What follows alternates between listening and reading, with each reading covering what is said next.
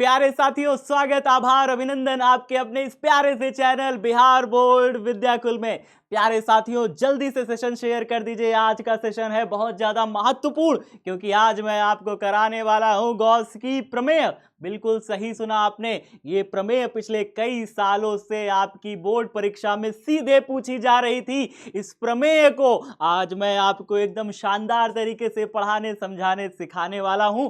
तो जल्दी से सेशन को शेयर कर दीजिएगा दबा करके। साथ ही साथ आपको बताऊंगा कि इस प्रकार के कैसे क्वेश्चन आपके बोर्ड में पूछे जाते हैं, इसमें से और कैसे कैसे क्वेश्चन फ्लक्स से रिलेटेड हो गया, आपके डाइपोल से रिलेटेड हो गया, विद्युत द्विध्रुव से संबंधित कैसे क्वेश्चंस बोर्ड में पूछे जाते हैं, और साथ ही साथ नीट में, बिल्कुल सही सुना, आपकी नीट परीक्षा में कैसे क्वेश्चंस पूछे जाते हैं, आपके हायर स्टडीज में, उच्च शिक्षाओं में 12 के बाद जब कहीं एंट्रेंस देने जाओगे उसमें कैसे क्वेश्चंस बनते हैं। आज मैं आपको सब चीजें बहुत ही डिटेल से बताने वाला हूं। सेशन बहुत महत्वपूर्ण है, जल्दी से दबा के सब साथियों को शेयर कर दीजिए। मुझे पता है आप कर दोगे, कर दो इसी बात पे, और लाइक जरूर कर देना सेशन को। बिल्कुल साथियों, चलिए फिर मैं आज आपको बताता हूं एक शानदार चीज। शानदार चीज ये है कि भाई साहब, जो हमारा पहला पार्ट है जिसे आप पढ़ रहे हो, जिसका नाम है विद्युत आवेश तथा क्षेत्र। क्या नाम है? विद्युत आवेश तथा क्षेत्र। भाई साहब, ये हमारा पहला पाठ 14 अंक लेकर के आता है परीक्षा में। पिछले कई सालों से मेरी पर्सनल, मैंने बैठ करके देखा कि पिछले कई सालों से कितने नंबर के क्वेश्चन इसमें से पूछे जा रहे हैं। तो मैं आपको आज बताता हूं कि लगभग अगर मैं 2019 से बात करूं तो 19-20 में तो इससे लगभग 7 अंक के क्वेश्चन बनते थे, 6-7 अंक के क्वेश्चन बनते थे। लेकिन इस बीच 2021 में, 2022 में और 2023 में, प्यारे साथियों, आपको पता है इसमें से कितने अंक के क्वेश्चन पूछे जा रहे हैं? लगातार 14 अंक के क्वेश्चन बन रहे हैं पिछले कई सालों से। तो पाठ इंपॉर्टेंट है, आपका पहला पाठ। आपको 70 अंकों में से, पूरे 70 अंकों में से आपको 14 अंक देता है। इंपॉर्टेंट पार्ट है, मन लगा के पढ़िएगा। और इसकी गॉस की प्रमेय हर साल लॉन्ग में पूछी जाती है। मैं आपको इसका सबूत भी दिखाऊंगा, लास्ट तक जरूर देखिएगा वीडियो को, कहीं मत जाइएगा, दबा के सबको शेयर करिएगा। अगर आप भी चाहते हैं आपका दोस्त एक शानदार जगह से पढ़ करके शानदार बोर्ड में टॉप करे, तो बिल्कुल दबा करके अपने सभी दोस्तों को शेयर कर दीजिएगा। तो चलिए स्टार्ट करते हैं साथियों आज की अपनी क्लास को। सबसे पहले हम लोग सीखेंगे विद्युत द्विध्रुव पर बल आघूर्ण। कोई अगर विद्युत द्विध्रुव हो तो उस पर बल आघूर्ण क्या होता है, कैसे लगता है, क्या फॉर्मूला होगा, ये सब चीजें जानेंगे, क्योंकि इससे भी क्वेश्चंस बिहार बोर्ड में बहुत सारे पूछे हैं। तो बल आघूर्ण की जब हम बात करते हैं तो बल आघूर्ण को इंग्लिश में कहते हैं टॉर्क। क्या कहते हैं? Torque, TORQUE। तो भैया ये टॉर्क होता क्या है?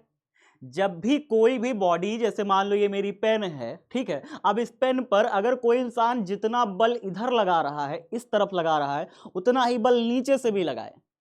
समझ रहे हो? जितना बल ऊपर से इधर से लग रहा हो इस दिशा में, इस दिशा में, उतना ही बल इधर से इस दिशा में लग रहा हो, इस दिशा में लग रहा हो। तो जितना बल इधर से उतना ही बल इधर से लग रहा हो, तो ये पेन हमारी क्या हो जाएगी? हमारी ये पेन घूम जाएगी। इसी को कहते हैं किसी भी बॉडी पर, किसी भी वस्तु पर एक टॉर्क लगना, यानी कि बल आघूर्ण लगना। मैं सरल शब्दों में इसे कहता हूं एक ऐसा बल जो घूर्णन करा दे किसी वस्तु को किसी अक्ष के परितः, उसे ही कहते हैं बल आघूर्ण। तो भाई साहब, द्विध्रुव पर कैसा बल आघूर्ण लगता है? जब भी किसी विद्युत द्विध्रुव को, आपको मैं पिछली क्लास में विद्युत द्विध्रुव पढ़ा चुका हूं, आप जाके देखिएगा। जब भी किसी विद्युत द्विध्रुव को इस प्रकार से एक समान विद्युत क्षेत्र में रखा जाता है, बिल्कुल सही, आप यहाँ पे जो लाइंस देख रहे हैं खींची हुई, ये एक समान विद्युत क्षेत्र को प्रदर्शित करती हैं। मतलब यहाँ पर हर बिंदु पर विद्युत क्षेत्र की तीव्रता बराबर है। तो अगर यहां पर मैं किसी भी टॉर्क को रखता हूं, टॉर्क इन द सेंस, मैं चलिए यहां पे एक ऐसे बना देता हूं, एक टॉर्क, टॉर्क माने सॉरी विद्युत द्विध्रुव बना दे रहा हूं। मैंने यहां पे एक विद्युत द्विध्रुव बना दिया। विद्युत द्विध्रुव में क्या करना होता है, हमें बनाना होता है एक पॉजिटिव आवेश एक नेगेटिव आवेश, यही तो करना है ना। विद्युत द्विध्रुव में जितने परिमाण का समान परिमाण के दो होते हैं आवेश, एक होता है धनात्मक और एक होता है ऋणात्मक, समान परिमाण विपरीत प्रकृति। तो यहाँ पर हमारे पास क्या होगा, एक प्लस क्यू आवेश होगा और एक माइनस क्यू आवेश होगा, बस। तो यहाँ पे हम चलिए रख देते हैं एक प्लस क्यू आवेश और यहाँ पे रख देते हैं एक माइनस क्यू आवेश। अब भैया ये जो विद्युत क्षेत्र है ना, विद्युत क्षेत्र क्या करता है, इस प्लस क्यू आवेश को क्षेत्र के बाहर ढकेलने की कोशिश करता है। अब ये तो विद्युत द्विध्रुव है, इससे आवेश अलग हो नहीं सकते, ये दोनों आवेश एक दूसरे से बल से बंधे हुए हैं। अब बाह्य बल क्या कर रहा है, ये विद्युत क्षेत्र बाह्य बल आरोपित कर रहा है इस आवेश पर और इसको इधर की तरफ ढकेलने की कोशिश कर रहा है। तो इस द्विध्रुव का एक सिरा इधर तरफ बल महसूस कर रहा है। कितना बल महसूस कर रहा है, यदि कोई क्यू आवेश, ध्यान से सुनिएगा, अगर कोई क्यू आवेश ई विद्युत क्षेत्र की तीव्रता में आ जाए तो उस पर F बल लगता है। तो फॉर्मूला निकल के आता है F बराबर Q इंटू E। तो कोई भी वस्तु, कोई भी आवेशित वस्तु अगर किसी ई विद्युत क्षेत्र में आ जाए तो उस पर लगने वाला बल F बराबर कितना होता है, Q इंटू E।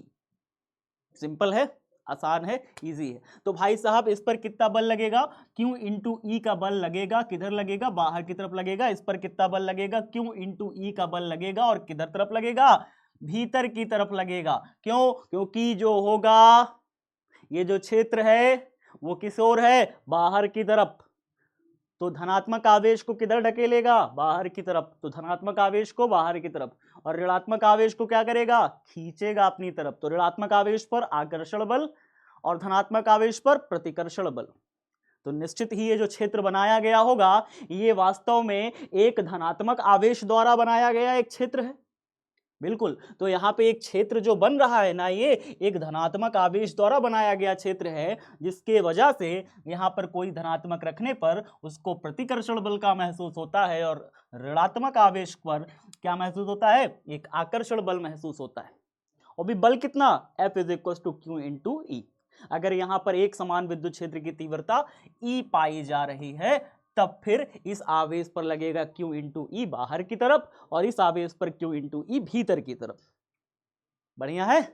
अच्छा सर, आपने इसको तिरछा क्यों रखा है, आप इसको किसी भी एंगल पे रख सकते थे। तो भैया किसी ही एंगल पर ही तो रखे हैं। देखिए अगर मैं कहूं कि ये विद्युत क्षेत्र के साथ, जो हमारा विद्युत क्षेत्र है इसके साथ अगर ये थीटा एंगल बना रहा हो, कितना एंगल फॉर्म कर रहा हो, थीटा एंगल फॉर्म कर रहा हो, थीटा एंगल बना रहा हो, तो फिर क्या होगा, होगा क्या कि दो आवेशों के बीच की दूरी कितनी होती है, आप बताओ, 2L होती है। आपको अच्छे से पता है दोनों आवेशों के बीच में विद्युत द्विध्रुव के 2L दूरी होती है, आधी L मिला के 2L। अच्छा, तो यहाँ पे अगर ये विद्युत द्विध्रुव हमारे विद्युत क्षेत्र के साथ थीटा कोण बना रहा है तो यहाँ से एक लंब डालिए, पहले तो एक यहाँ से लंब डालिए, उसके बाद एक लंब यहाँ से डालिए, दोनों इस पॉइंट पर मिलते हैं।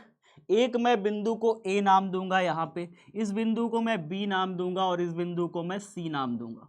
मैंने तीन बिंदु आपस में मिला लिए, यहाँ पर आपस में बन रहे हैं 90 डिग्री, क्योंकि इधर से भी मैंने लंब डाला, इधर से भी मैंने लंब डाला। ठीक है, अब थीटा के सामने वाली जो ये भुजा है, अगर मैं आपसे कहूं इसका मान निकालिए तो आप कैसे निकालोगे, थीटा के सामने वाली ये जो भुजा है इसका मान निकालिए कितना है, तो आप कैसे निकालोगे, आप कहोगे सर साइन थीटा लगा देते हैं, क्योंकि आपने पढ़ रखा है मैथ में कि कण हमें पता है, हमें लंब निकालना है तो साइन लगाएंगे, साइन बराबर होता है लंब बटे में कण। लंब कितना है, लंब है BC, लंब इसका कितना है BC, मैं यहाँ पे लिख दूंगा लंब BC बटे में कण, कण क्या है हमारा AB, कण कितना है AB, मैं यहाँ पे रख दूंगा कण AB। तो BC बराबर जो कि हमारा लंब है वो कितना आ जाएगा, यहाँ से BC की वैल्यू कितनी आ जाएगी, BC बराबर AB भागे में है, इधर आएगा गुणा हो जाएगा, ये हो जाएगा AB साइन थीटा। अच्छा अब मुझे बताइए BC बराबर AB की वैल्यू कितनी है, AB की वैल्यू कितनी है 2L, कितनी है, द्विध्रुव के बीच में आवेशों के बीच में लंबाई कितनी है 2L, तो हम यहाँ पे रख देंगे AB की जगह 2L, साथ ही साथ साइन थीटा है तो हम यहाँ पे रख देंगे साइन थीटा, और मैं इसको इस तरीके से डिब्बे में डाल दूंगा। आप चाहिए तो यहाँ पे आप वैल्यू भी रख सकते हैं। कितनी वैल्यू रख देंगे आप? 2l sin theta. चलिए यहाँ पे रख दिया आपने। अब बारी आती है साथियों कि आपको लगाना है, निकालना है बल आघूर्ण।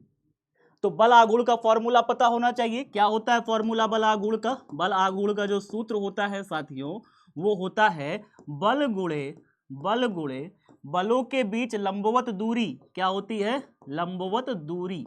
बलों के बीच लंबवत दूरी। देखिए एक ये बल था, इधर तरफ लग रहा है, एक ये बल है इस आवेश पर, उधर की तरफ लग रहा है। दोनों बलों के बीच में लंबवत दूरी कौन सी है? लंबवत दूरी कौन सी है? 2l sin theta.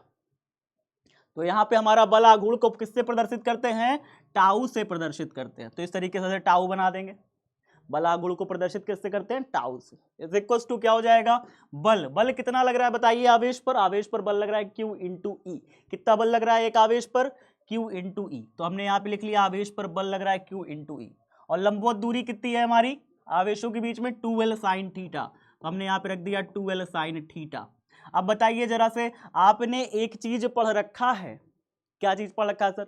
पढ़ रखा है आपने। इसको अगर मैं अलग अलग कर दूं तो आपको याद आ जाएगा। देखिए E इंटू में E को इधर रख दिया, Q को उधर भेज दिया, Q into 2l sin theta, ऐसे करके कुछ याद आया? Q इंटू 2l आपको मैंने P के बराबर पढ़ा रखा था, यानी विद्युत द्विध्रुव आघूर्ण। Q इंटू 2l क्या है? विद्युत द्विध्रुव आघूर्ण। तो Q इंटू 2l की जगह क्या लिखोगे? P लिखोगे। क्या लिखोगे? साइन थीटा लिखोगे।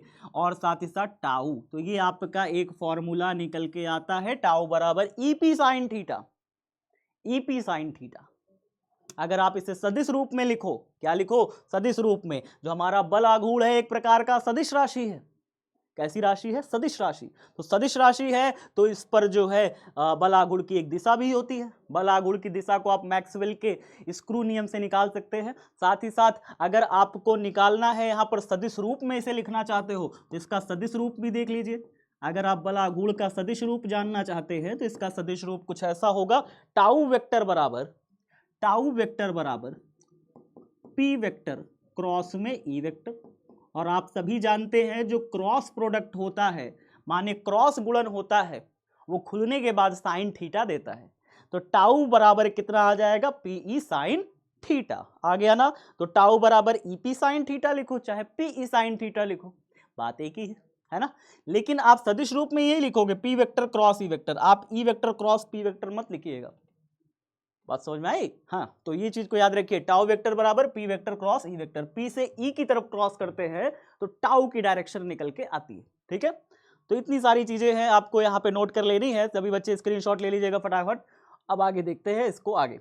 अब इससे एग्जाम में कैसे क्वेश्चन पूछता है उसको देखिए। एग्जाम में आपसे कैसे क्वेश्चन पूछा था, आपके बोर्ड में 2016 में इससे कैसे क्वेश्चन आया था। देखिए क्या आया था, P आघूर्ण वाला एक विद्युत द्विध्रुवी तीव्रता वाले विद्युतीय क्षेत्र में रखा जाए तो उस पर लगने वाला टॉर्क होगा। 2016 में आपके बोर्ड परीक्षा में पूछा, बताइए क्या होगा? P vector cross E vector. बिल्कुल सही आंसर है आपका पहला नंबर, ए नंबर ऑप्शन सही हो जाएगा, है ना। आगे देखिए, 5 अंक में भी इससे क्वेश्चन पूछा था, आपके 5 नंबर में इससे क्वेश्चन पूछा था। और वो क्वेश्चन क्या था? बाहरी विद्युत क्षेत्र में रखे, कोई एक बाहरी विद्युत क्षेत्र है, जैसा कि अभी आपने देखा ना, यहाँ पे बाहरी विद्युत क्षेत्र था, एक बाहरी विद्युत क्षेत्र था। क्वेश्चन देखिए क्या है, बाहरी विद्युत क्षेत्र में रखे विद्युत द्विध्रुव पर लगने वाले बल आघूर्ण का व्यंजक प्राप्त करें। अच्छा, आपकी परीक्षा में देखिए 2 बार रिपीट कर दिया था। क्या लिखा था? विद्युत द्विध्रुव पर लगे, विद्युत द्विध्रुव पर लगने वाला। ये डायरेक्ट मैं बोर्ड के पेपर से लाया हूं और उसने ऐसे ही लिखा था, है ना। आगे देखिए क्या कह रहा है, विद्युत द्विध्रुव पर लगे, विद्युत द्विध्रुव पर लगने वाला बल आघूर्ण का व्यंजक प्राप्त करें। 2014 में आपसे पूछा था ऐसा क्वेश्चन। तो आपके 2 क्वेश्चन तैयार हो गए, 5 नंबर यहां से तैयार हो गए, 1 नंबर यहां से तैयार हो गया। एक टॉपिक आपने ऐसा पढ़ लिया जिसमें से आपके 5 और 1 6 अंक आपके डन हो गए। तो भाई पढ़ाई ऐसी ही करनी है कि जो भी पढ़े वो तैयार होता जाए आपके अंतिम रण के लिए। आपकी एक एक तीर मैं बनाता जाऊंगा और उस तीर से आप भेदन करोगे अपने लक्ष्य को। आप अपने टॉपर बनने के सपने को अगर पूरा करना चाहते हो, बस एक काम कर दो, मन लगा के पढ़ाई करो। और दूसरा काम ये कर दो, सेशन को जितना ज्यादा हो सके शेयर कर दो अपने सब दोस्त मित्र साथी को। ठीक है, चलिए आगे देखते हैं। अगला है हमारे पास भाई 12th में तो टॉप कर लेंगे सर, 12th के बाद नीट का एग्जाम देंगे, कैसे करेंगे, उसमें कैसे क्वेश्चन आते हैं। तो देखिए नीट के एग्जाम में आपसे कैसे क्वेश्चन पूछा था, an electric dipole is placed at an angle of 30 degree with an electric field of intensity इतना दिया हुआ है, it experiences a torque equal to 4 newton metre, calculate the magnitude of charge on the dipole if the dipole length is 2 centimetre. NEET 2023 में सीधा सीधा question पूछा था, इतना शानदार क्वेश्चन, कुछ नहीं है क्वेश्चन में, ध्यान से पढ़ो। यहाँ पे क्या क्या दिया है, एंगल दिया है, कितना दिया है, 30 डिग्री का, रख दें। देखो क्या है क्वेश्चन, आपको क्या क्या दिया हुआ है, आपको फॉर्मूला पता है ना टाउ का, अभी आपने निकाला, टाउ बराबर कितना, पी ई साइन थीटा, यही है ना फॉर्मूला। आपको यहाँ पे देखिए क्या क्या दिया है, आपको दिया है थीटा बराबर कितना दिया है, 30 डिग्री, है ना, एंगल दिया है, और क्या दिया है, कह रहा है N electric field of intensity 2 into 10⁵ क्या दिया है, ये इलेक्ट्रिक फील्ड यानी विद्युत क्षेत्र की तीव्रता यानी ई आपको दे रखा है, कितना दे रखा है, 2 × 10⁵ तो यहाँ पे रख ले। देखिए और क्या दिया है, ई बराबर आपको दिया है 2 × 10⁵, चलिए ये भी रख लिया आपने। और क्या दिया है भाई, और क्या दिया है, और कह रहा है इट एक्सपीरियंसेस अ टॉर्क, उसको टॉर्क महसूस हो रहा है, उसको एक बलागुण महसूस हो रहा है, इक्वल टू 4 न्यूटन मीटर। यहाँ पे टाउ भी दे दिया आपको, टाउ भी दे दिया, क्या दे दिया, टाउ, टाउ कितना दे दिया, कह रहा है 4 न्यूटन मीटर।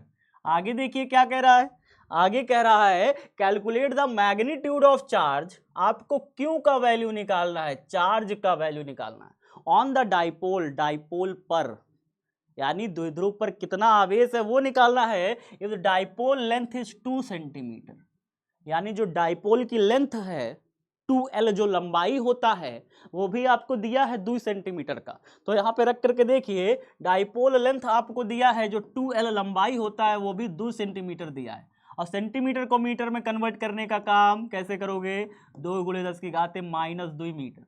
याद रखिए कभी भी आपको सेंटीमीटर को मीटर में कन्वर्ट करना हो, उस सेंटीमीटर की वैल्यू को 10⁻² से गुणा कर दीजिए, तुरंत मीटर में कन्वर्ट हो जाएगा, बहुत इजी है। आपसे कहें 4 सेंटीमीटर को मीटर में कन्वर्ट करके बताओ कितना होगा, कमेंट बॉक्स में सब छाप दो, बताओ जरा से 4 सेंटीमीटर मीटर में क्या हो जाएगा, 4 × 10⁻² मीटर। तो कोनो भी चीज सेंटीमीटर में दिया है उसको मीटर में कन्वर्ट करना बहुत ईजी है, ठीक है।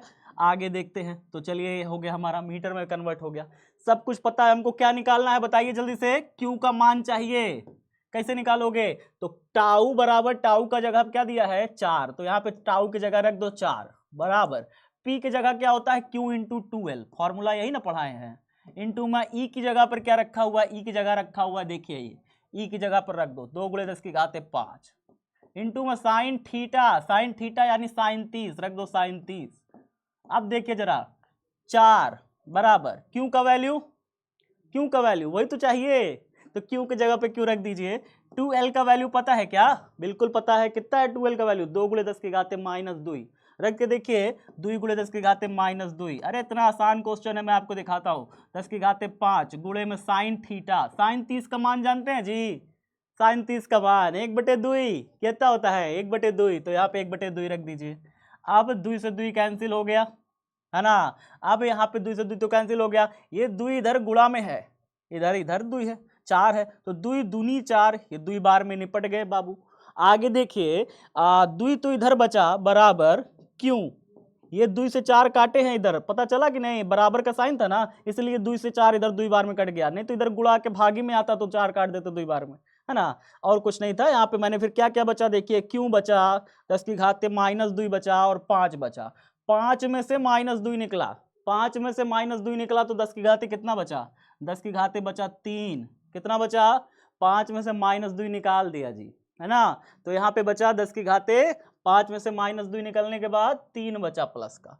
अब 10⁻+3 है, नीचे आया तो भागे में कितना हो जाएगा, क्यू बराबर 10⁻+3, इधर आएगा तो 10⁻−3, ऐसे करके इतना कूलम आवेश आएगा, बस हो गया, इसमें तो कुछ करना ही नहीं था, इजी था, इजी लगा। 2023 में नीट में क्वेश्चन पूछा था इसी साल, है ना, इसी साल क्या, पिछले साल, ठीक है, तो इतना आसान था, चीजें बहुत कठिन नहीं है।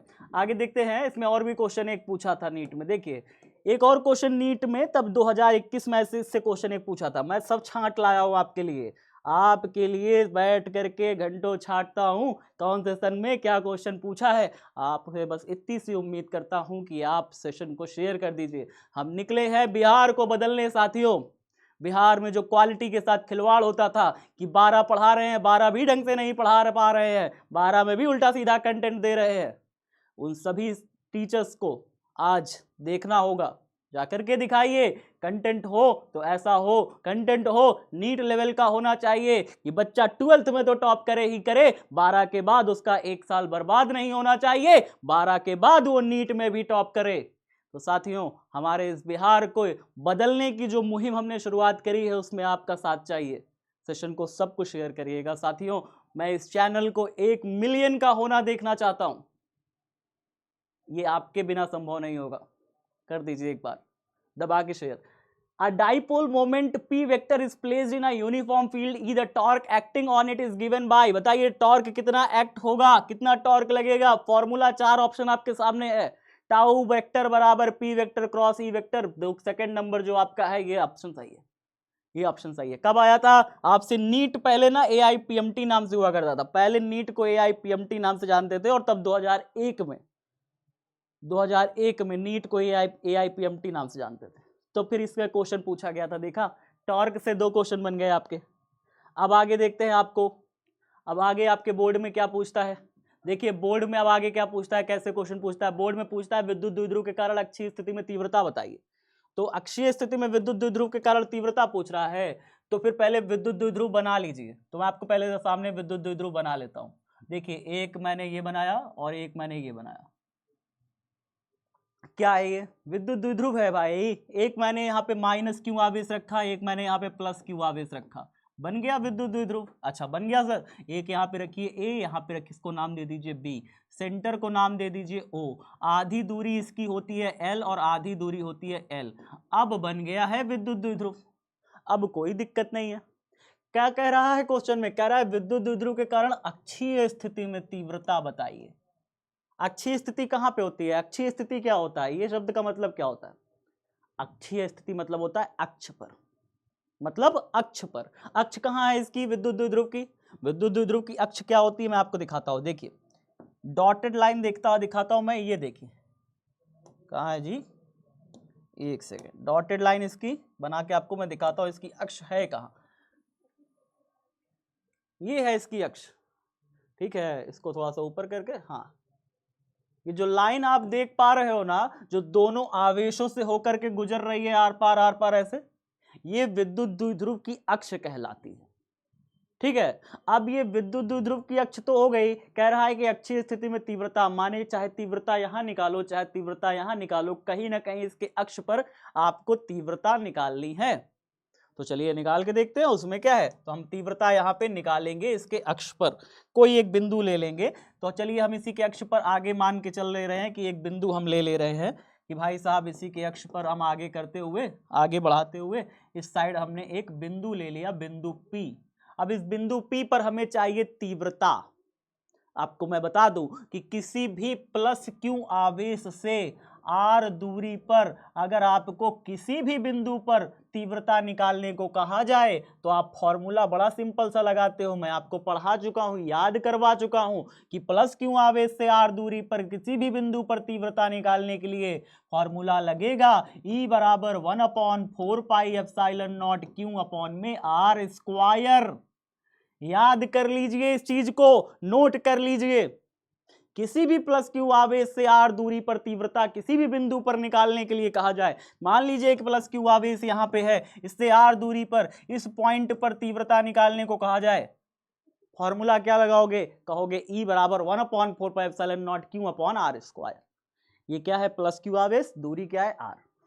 सिंपल है, सिंपल है, आसान है, फॉर्मूला याद हो गया। चलिए तो भाई साहब यहाँ पे हमारे पास क्या करना है, हमारे पास भी 2 आवेश है, हमारे पास भी एक 2 आवेश है। विद्युत द्विध्रुव में तो 2 आवेश होता ही है, एक माइनस है एक प्लस है ना।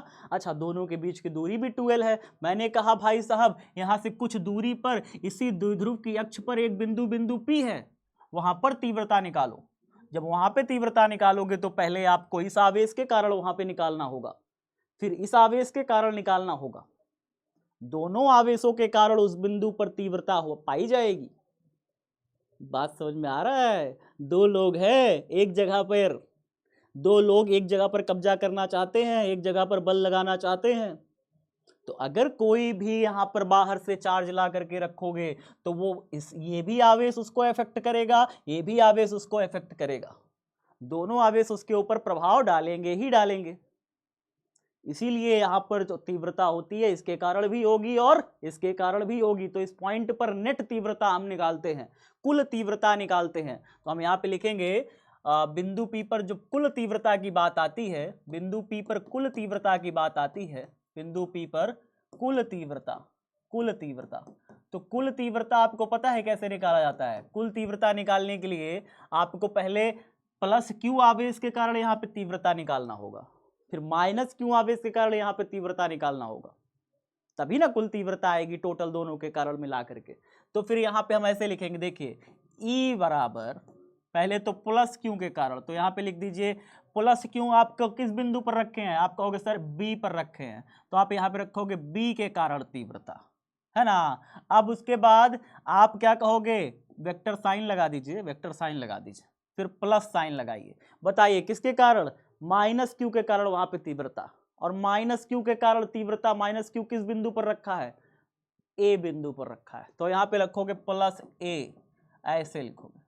दोनों के कारण नेट तीव्रता, दोनों के कारण जब तीव्रता जोड़ दोगे बिंदु P पर, सदिश योग कर दोगे तीव्रता का, जोड़ना मतलब सदिश योग करना, दोनों के कारण जब यहाँ पे सदिश योग कर दोगे इस बिंदु पर तीव्रता का, तो फिर क्या मिलेगा?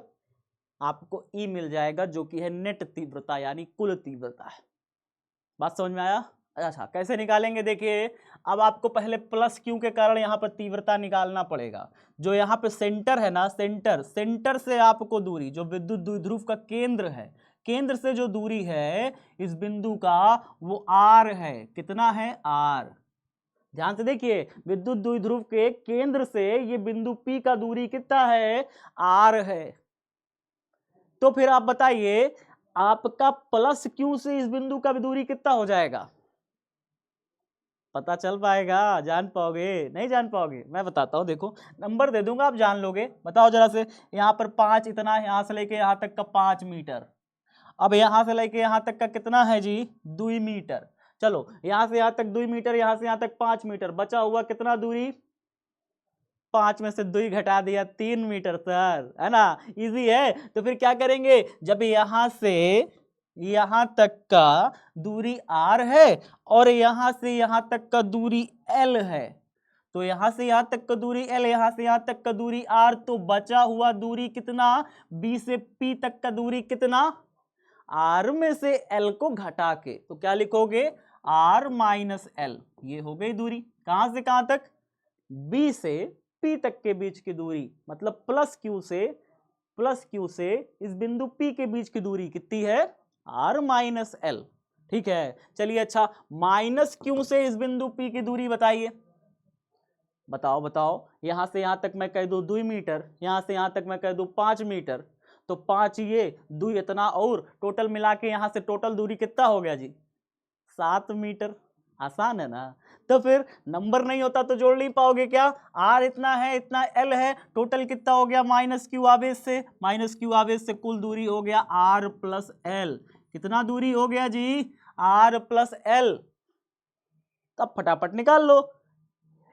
B के कारण तीव्रता निकालिए। EB बराबर कितना होगा? फॉर्मूला पता है ना, प्लस किसी भी Q आवेश से R दूरी पर तीव्रता निकालने का, प्लस Q आवेश से कितनी दूरी पर यह तीव्रता है बिंदु P पर? कितनी दूरी पर है बताइए? प्लस Q आवेश से कितनी दूरी पर है? R माइनस L दूरी पर।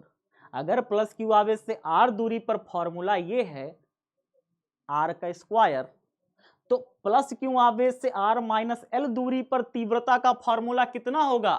फॉर्मूला हो जाएगा 1/4 पाई एप्सिलॉन नॉट, और साथ ही साथ प्लस Q आवेश से निकाल रहे हैं जी, तो Q अपॉन में दूरी का वर्ग, यानी R माइनस L दूरी का क्या वर्ग कर देंगे।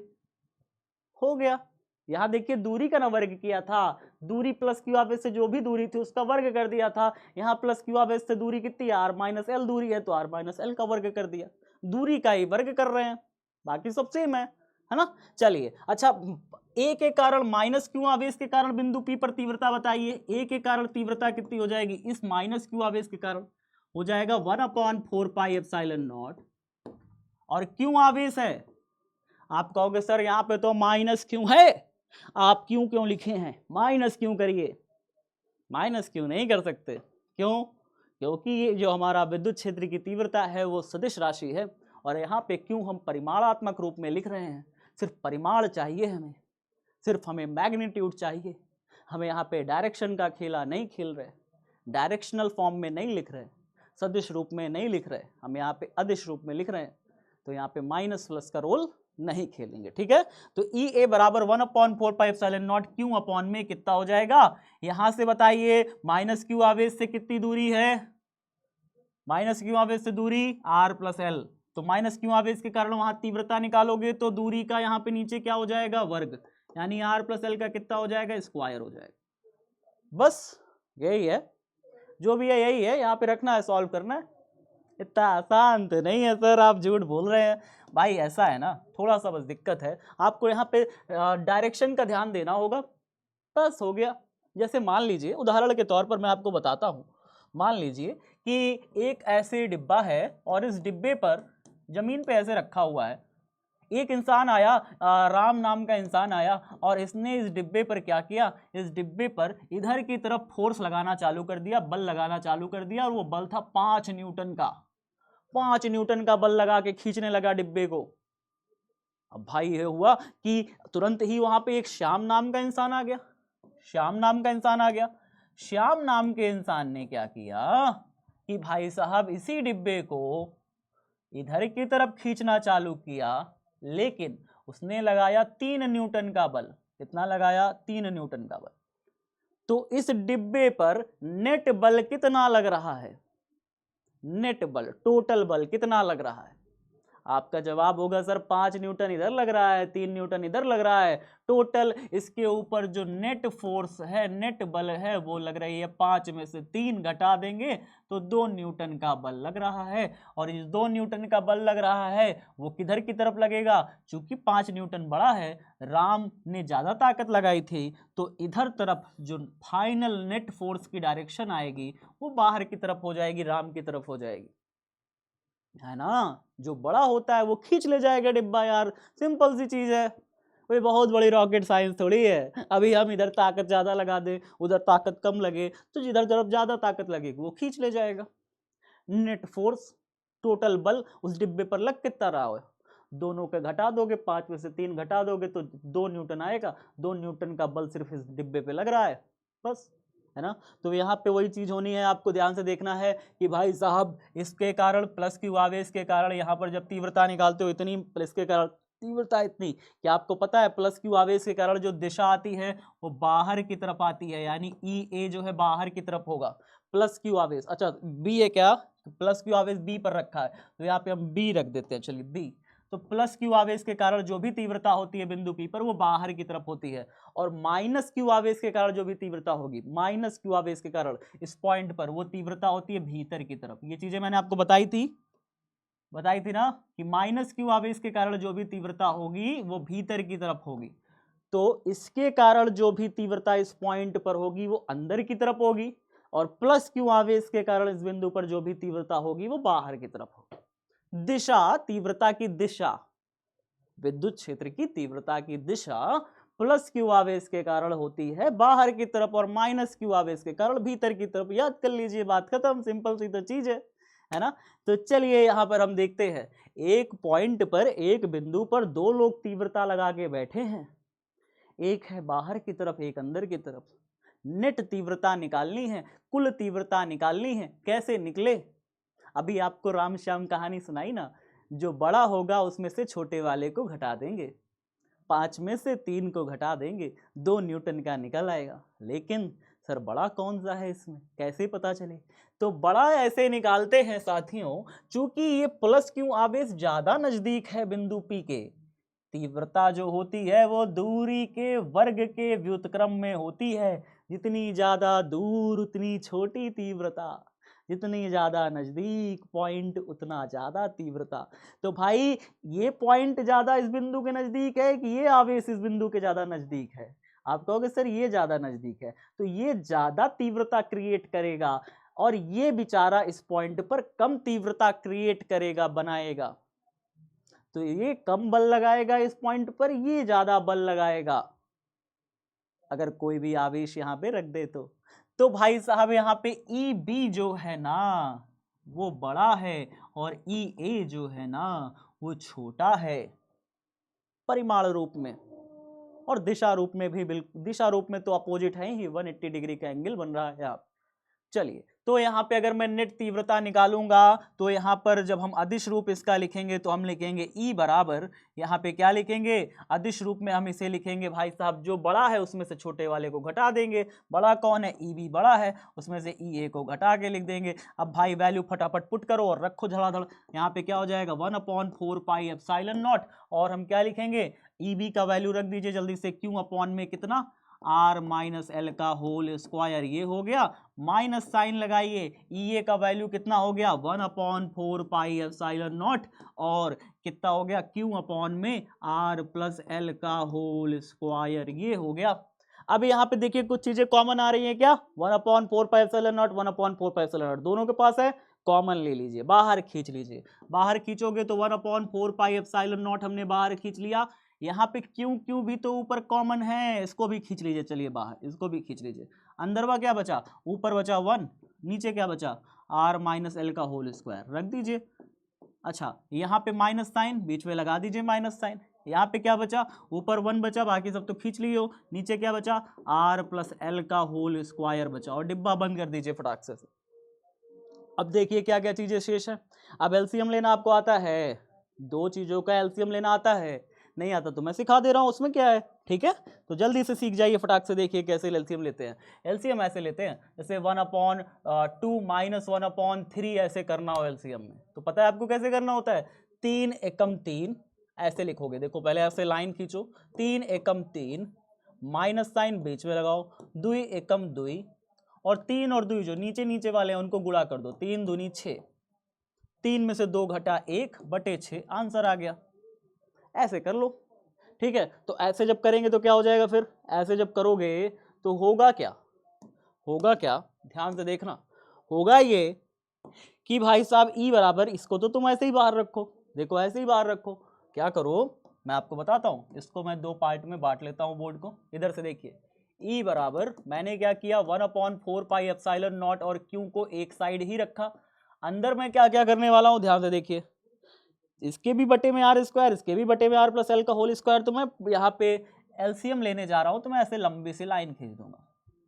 मैंने अभी आपसे क्या कहा था, इन दोनों का नीचे नीचे गुणा कर देंगे, इन दोनों को नीचे नीचे गुणा कर दीजिए। गुणा करोगे तो क्या लिखोगे, R माइनस एल का होल स्क्वायर, गुणे में डॉट लगा दो, गुणा हो गया, R प्लस एल का होल स्क्वायर। ऐसे ही तो गुणा करते हैं ना, सिंपल है, नीचे नीचे आपस में गुणा हो गए। ऊपर वाले कैसे होते हैं, याद है ना, 3 एकम 3, 2 एकम 2, घट जाएंगे फिर। अच्छा आगे देखिए, यहाँ पे कैसे होगा, R प्लस एल का whole square minus sine R minus l का होल स्क्वायर, क्या हो जाएगा, R प्लस एल का whole square minus sine R minus l का होल स्क्वायर। क्या बात है भाई, क्या बात है सर, मजा आ गया। E बराबर कितना हो जाएगा, 1/4 पाई एप्सिलॉन नॉट, और हो जाएगा Q, अंदर क्या बचेगा, अंदर तो भाई इसका भी स्क्वायर है, इसका भी स्क्वायर है, तो दोनों का होल स्क्वायर करके लिख दें, ज्यादा अच्छा लगेगा, कूल लगेगा, है ना। अब देखिए यहाँ पे, तो यहाँ पे क्या करते हैं, इसका भी स्क्वायर, इसका भी स्क्वायर, तो हम ऐसे लिखेंगे, देखिए R minus L R plus L, देखते जाइए, बड़ा मजेदार चीज है। अब इसका होल करके ऐसे पूरा करके ऐसे इसका स्क्वायर कर देंगे। क्या बात है भाई, स्क्वायर कर दिया। इसको तो आप खोल डालिए, a प्लस बी का होल स्क्वायर टाइप, फॉर्मूला जानते हो ना, a प्लस बी का whole square, r plus l का होल स्क्वायर लगा दो। a प्लस बी का होल स्क्वायर क्या होता है, a का स्क्वायर, r की जगह a, b की जगह l, a का स्क्वायर प्लस में b का स्क्वायर प्लस में 2ab, खोल डाला, a का स्क्वायर प्लस b का स्क्वायर प्लस 2ab, ठीक है। अब माइनस साइन लगाइए बीच में, माइनस लगा दिया, ब्रैकेट डालिए, क्योंकि भाई अंदर माइनस है ना, इसलिए ब्रैकेट डाला। R माइनस एल का होल स्क्वायर कैसे खुलेगा, a माइनस बी का होल स्क्वायर। क्या आप a माइनस बी का होल स्क्वायर जानते हो, a का स्क्वायर प्लस b का स्क्वायर माइनस 2ab, है ना। तो यहाँ पे भी खोल दो इसको, कितना हो जाएगा आर का स्क्वायर प्लस एल का स्क्वायर माइनस में 2RL, ऐसे करके खुला। चलिए भाई अब इसको थोड़ा सॉल्व कर लीजिए, सॉल्व करोगे कितना हो जाएगा, ई बराबर 1/4πε0। आगे आपका क्यों आया, और यहाँ पे आप इस तरीके से नीचे देखो, आप जरा नीचे देखते जाओ, नीचे भी देखते जाओ, नीचे क्या हो रहा है, a minus B A plus b. अरे गजब, ये तो फॉर्मूला बन रहा है, a minus B A plus b. R a square minus B square का सूत्र होता है, पता है कि नहीं, कक्षा 8 में पढ़ा जाता है। A square minus B square का फॉर्मूला है a minus B A plus B. ऐसे ही R minus L R plus L क्या हो जाएगा, are square minus L square, कितना हो जाएगा are square minus L square, और इसका क्या लगेगा होल स्क्वायर, क्या लगेगा होल स्क्वायर, ऐसे करके। अब यहाँ पे देखिए इसको सॉल्व करिए, आर का square plus L square plus में 2RL, माइनस खोल दीजिए पूरा, खोलोगे आप तो माइनस का R square plus minus minus का L square minus minus plus का 2RL। क्या आपने देखा कि शानदार चीज मैंने की, मैंने माइनस साइन को अंदर गुणा कर दिया, minus r square plus minus minus L square minus minus plus 2RL, मैंने यहाँ पे माइनस को सब में गुणा किया। आगे देखिए क्या हो जाएगा, ई बराबर 1/4πε0, साथ ही साथ यहाँ पे आएगा क्यों, और यहाँ पे देखिए क्या क्या चीजें देखने को मिल रही हैं। अरे गजब, ये तो बहुत शानदार चीज देखने को मिली। क्या मिली देखते जाइए, यहाँ पे प्लस का आर स्क्वायर माइनस का आर स्क्वायर कैंसिल आउट हो गया, कट गया भाई। आगे देखिए प्लस का एल स्क्वायर माइनस के एल स्क्वायर से कट गया, और ये 2RL प्लस प्लस दोनों जुड़ जाएंगे, क्या हो जाएंगे 2RL 4RL जुड़ गए, दोनों जोड़ में थे ना इसलिए। अब आगे देखिए आर का स्क्वायर माइनस एल का स्क्वायर और उसका लगा हुआ है होल स्क्वायर। भाई ये होल स्क्वायर कहाँ से आया, बच्चे मुझसे अक्सर पूछते हैं सर ये होल स्क्वायर कहाँ से आया। अरे ये है ना होल स्क्वायर, दोनों का स्क्वायर था तो मैंने क्या किया था, दोनों को एक डिब्बे में बंद कर दिया था और दोनों का होल स्क्वायर लगा दिया था, वही होल स्क्वायर चलता आ रहा है ना। आगे देखते जाइए, अब आगे क्या होता है इसके साथ, देखते जाइएगा क्या क्या होता है इसके साथ। आगे देखिए 1/4πε0, ई बराबर क्या आएगा आपका, ई बराबर आएगा 1/4πε0, और जो ये क्यू आपने लिया है ना इसको अंदर भेज दीजिए। जब आप क्यू को अंदर भेजोगे तो आपका क्यू इंटू में 4 को तोड़ दो, 4 को 2 इंटू 2 लिख दो। क्या आप 4 को 2 इंटू 2 लिख सकते हो, क्या दिक्कत है 2 इंटू 2 लिखने में, लिख लो कॉपी में फटाक से। फिर तो 4 को लिख लो, क्या लिख दोगे 2 इंटू 2L इंटू में साथ में एक आर भी तो है, आर भी लिख दीजिए। नीचे क्या हो जाएगा are square minus L square, r square minus में एल स्क्वायर का होल स्क्वायर। आगे देखते जाइए सॉल्व हो जाएगा 2 मिनट में। अब आगे देखिए फटाक से, यहाँ पे Q इंटू 2L है क्या आखिरकार, जरा मुझे आपको बताइए, आप मुझे बताओ, मैं नहीं जानता, आप मुझे बताओ Q इंटू 2L क्या होता है। आप कहोगे सर ये तो P होता है, विद्युत द्विध्रुव आघूर्ण होता है ना, तो ये तो विद्युत द्विध्रुव आघूर्ण हो गया P, साथ में नीचे 2 भी तो है, ये 2 भी तो बचेगा, जब ये दोनों P बन जाएंगे तो ये 2 बचेगा, ये R है लिख दिया, अपॉन में नीचे क्या बचा r square minus L square का होल स्क्वायर। ये आ गया आपका विद्युत द्विध्रुव आघूर्ण। किसी भी अक्षीय स्थिति पर विद्युत द्विध्रुव के अक्ष पर तीव्रता निकालना हो, ये फॉर्मूला लगाइए। इसमें थोड़ी सी चीजें और आपको सिखाई जाती हैं, आगे चीजें ये सिखाई जाती हैं कि अगर आपका जो R है वो बहुत बड़ा हो L से, है ही बड़ा, उसमें कहने की क्या बात है, जो L होता है वो एंगस्ट्रॉम में होता है, बहुत छोटी दूरी होती है, L वास्तव में बहुत छोटी दूरी होती है, R तो काफी बड़ा है उसकी तुलना में, तो R तो बड़ा है ही L की तुलना में, ठीक है, मतलब समझे, ये विद्युत द्विध्रुव के आवेशों के बीच की दूरी जो L है वो बहुत छोटी होती है, और जो R आप लिए हो ना R, ये वास्तव में बड़ी ही होती है किसी भी कंडीशन में। आप यहां भी देख सकते हो L तो छोटा है बेचारा, लेकिन R तो बड़ा है। अगर मैं इसका वर्ग करता हूं, R का मैं वर्ग करूंगा तो R का वर्ग बहुत बहुत बड़ा हो जाएगा L के स्क्वायर से, इसलिए L के स्क्वायर को निगलेक्ट कर देते हैं, जीरो कर देते हैं। तो L के स्क्वायर को निगलेक्ट कर देंगे, जीरो कर देंगे, खत्म कर देंगे, क्यों, क्योंकि बहुत छोटा हो गया है, और जो चीज बहुत छोटी होती है उसको हम फिजिक्स में नहीं काउंट करते, भौतिक विज्ञान में उन सभी राशियों को नहीं लेते जो बहुत ज्यादा छोटी होती है, ताकि गणना करने में आसानी हो सके। ठीक है, तो अब हम एल स्क्वायर चूंकि बहुत छोटी वैल्यू है तो इसको नेग्लेक्ट कर देते हैं। तो हमारे पास क्या बचता है, ई बराबर 1/4 पाई एप्सिलॉन नॉट, साथ ही साथ हमारे पास 2pr, और हमारे पास क्या बचेगा नीचे देखिए, r square minus L square के होल स्क्वायर में एल स्क्वायर को तो आपने जीरो कर दिया, तो आर स्क्वायर माइनस जीरो हो गया। आर स्क्वायर माइनस जीरो भी तो आर स्क्वायर ही होगा, तो यहाँ पे आर स्क्वायर हुआ, और उसका चूंकि स्क्वायर किए हो तो इसका स्क्वायर हो गया, स्क्वायर का स्क्वायर कितना हो गया 4, और क्या आपको नहीं पता, 2 इंटू 2 कितना हो गया जी 4 हो गया। तो यहाँ पे फाइनल आंसर हमारा देखिए कितना आया, 1/4 pi epsilon not 2pr upon में r की पावर 4। अरे सर यहाँ पे तो एक r है, यहाँ पे भी एक r है, कट जाएगा ना, ऊपर नीचे 3 बचेगा। बिल्कुल सर, यहाँ पे देखिए r की पावर 1 था, यहाँ के r की पावर 4, एक r कट गया, लेकिन इसके पास तो 4r था, 3r अभी भी बचा है ना। तो यहाँ पे देखिए हमारा फाइनल आंसर कितना आया, E बराबर 1/4 pi epsilon not 2p upon में r क्यूब, बस ये आ गया। सदिश रूप में लिखेंगे तो p के ऊपर वेक्टर और e के ऊपर वेक्टर लग जाएगा, कहानी खत्म। ठीक है, तो बस ये हमारा फाइनल आंसर आ गया। आप इसका स्क्रीनशॉट ले सकते हैं और इसको अच्छे से कॉपी में सॉल्व करिए। जब तक आप इसे स्वयं से नहीं सॉल्व करोगे आपको 5 नंबर नहीं मिलेंगे परीक्षा में।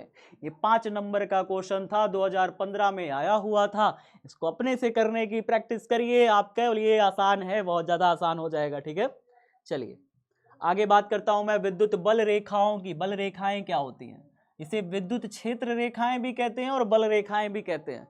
वास्तव में किसी भी पॉजिटिव आवेश, पॉजिटिव चार्ज, धन आवेश या फिर ऋण आवेश, जो धन आवेश होता है उससे इस प्रकार से कुछ रेखाएं, काल्पनिक रेखाएं बाहर की तरफ निकलती रहती हैं।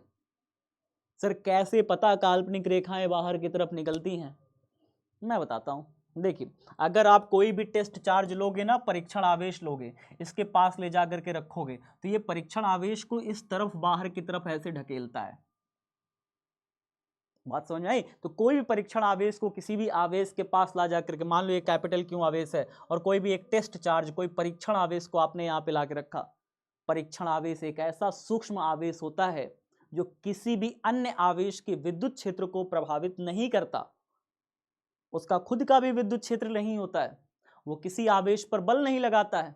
ऐसे आवेश को परीक्षण आवेश कहते हैं। तो ये सिर्फ टेस्ट करने के काम में आता है, बस कि यहां पर विद्युत क्षेत्र की तीव्रता है तो कितनी है, बस। तो इसके लिए टेस्ट चार्ज इस्तेमाल में किया जाता है।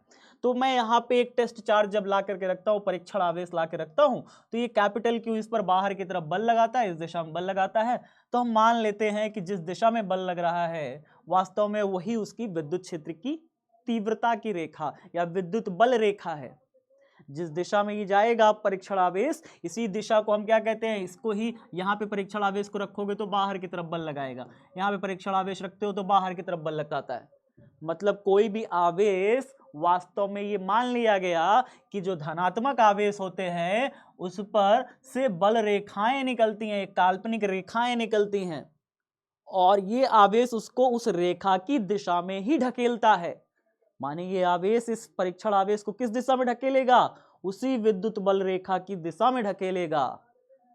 तो कोई भी, आप इतना कंसेप्ट नहीं समझ में आ रहा मत समझो, मैं आपको सिंपल सरल शब्दों में बताता हूं, बहुत ही सरल शब्दों में बताता हूं। विद्युत बल रेखाएं एक काल्पनिक वक्र रेखाएं होती हैं। वक्र रेखाएं मतलब मुड़ी हुई रेखाएं होती हैं जो कि धनात्मक आवेश से बाहर निकलती हैं सभी दिशाओं में और अनंत तक जाती हैं। इसकी कोई सीमा नहीं है, अनंत तक जाएगी। और ऋणात्मक आवेश से, जो ऋणात्मक आवेश होते हैं, ऋण आवेश होते हैं, उसमें अनंत से भीतर की तरफ आती हैं, अनंत से भीतर की तरफ आती हैं। ये किसी विलगित आवेश, जो सिंगल चार्ज होता है, एक अकेला चार्ज होता है, अकेला आवेश अगर कहीं रखा हुआ है तो उस अकेले आवेश में त्रिज्यता बाहर निकलती है। जितना तरफ उसकी त्रिज्या होगी ना, तो त्रिज्यता बाहर निकलती है ऐसे बाहर की तरफ। माने कोई भी आवेश है, इसकी त्रिज्या किधर है, इस दिशा में त्रिज्या खींचते हो तो ऐसे ही बल रेखा भी बाहर जाएगी त्रिज्या की दिशा में। इधर इसकी त्रिज्या आप लेते हो, त्रिज्यता ही बाहर निकलती है बल रेखा। तो किसी भी आवेश पर जो बल रेखा होती है वो त्रिज्यतः बाहर या त्रिज्यतः अंदर होती है। ऋणावेश में भीतर की तरफ, धनावेश में बाहर की तरफ, और वो अनंत तक जाती है धनावेश के केस में, ऋणावेश के केस में अनंत से भीतर की तरफ आती है। ऋणावेश के केस में अनंत से भीतर की तरफ आती है। तो यही चीजें हैं, ध्यान से देखिए। विद्युत क्षेत्र रेखा या विद्युत बल रेखा के किसी बिंदु पर खींची गई स्पर्श रेखा उस बिंदु पर विद्युत क्षेत्र की दिशा को व्यक्त करती है। ये भी लाइन समझने वाली बात है। बड़ी बात बोल गया, ये गलती में बड़ी बात बोल गया है, ध्यान से देखना। क्या बोल गया है? बोला है भाई साहब इसने कि विद्युत क्षेत्र की तीव्रता की दिशा को प्रदर्शित करता है। मान लो यहां पर कोई पॉजिटिव आवेश है और इससे बल रेखा निकल रही है, बल रेखा ऐसे है।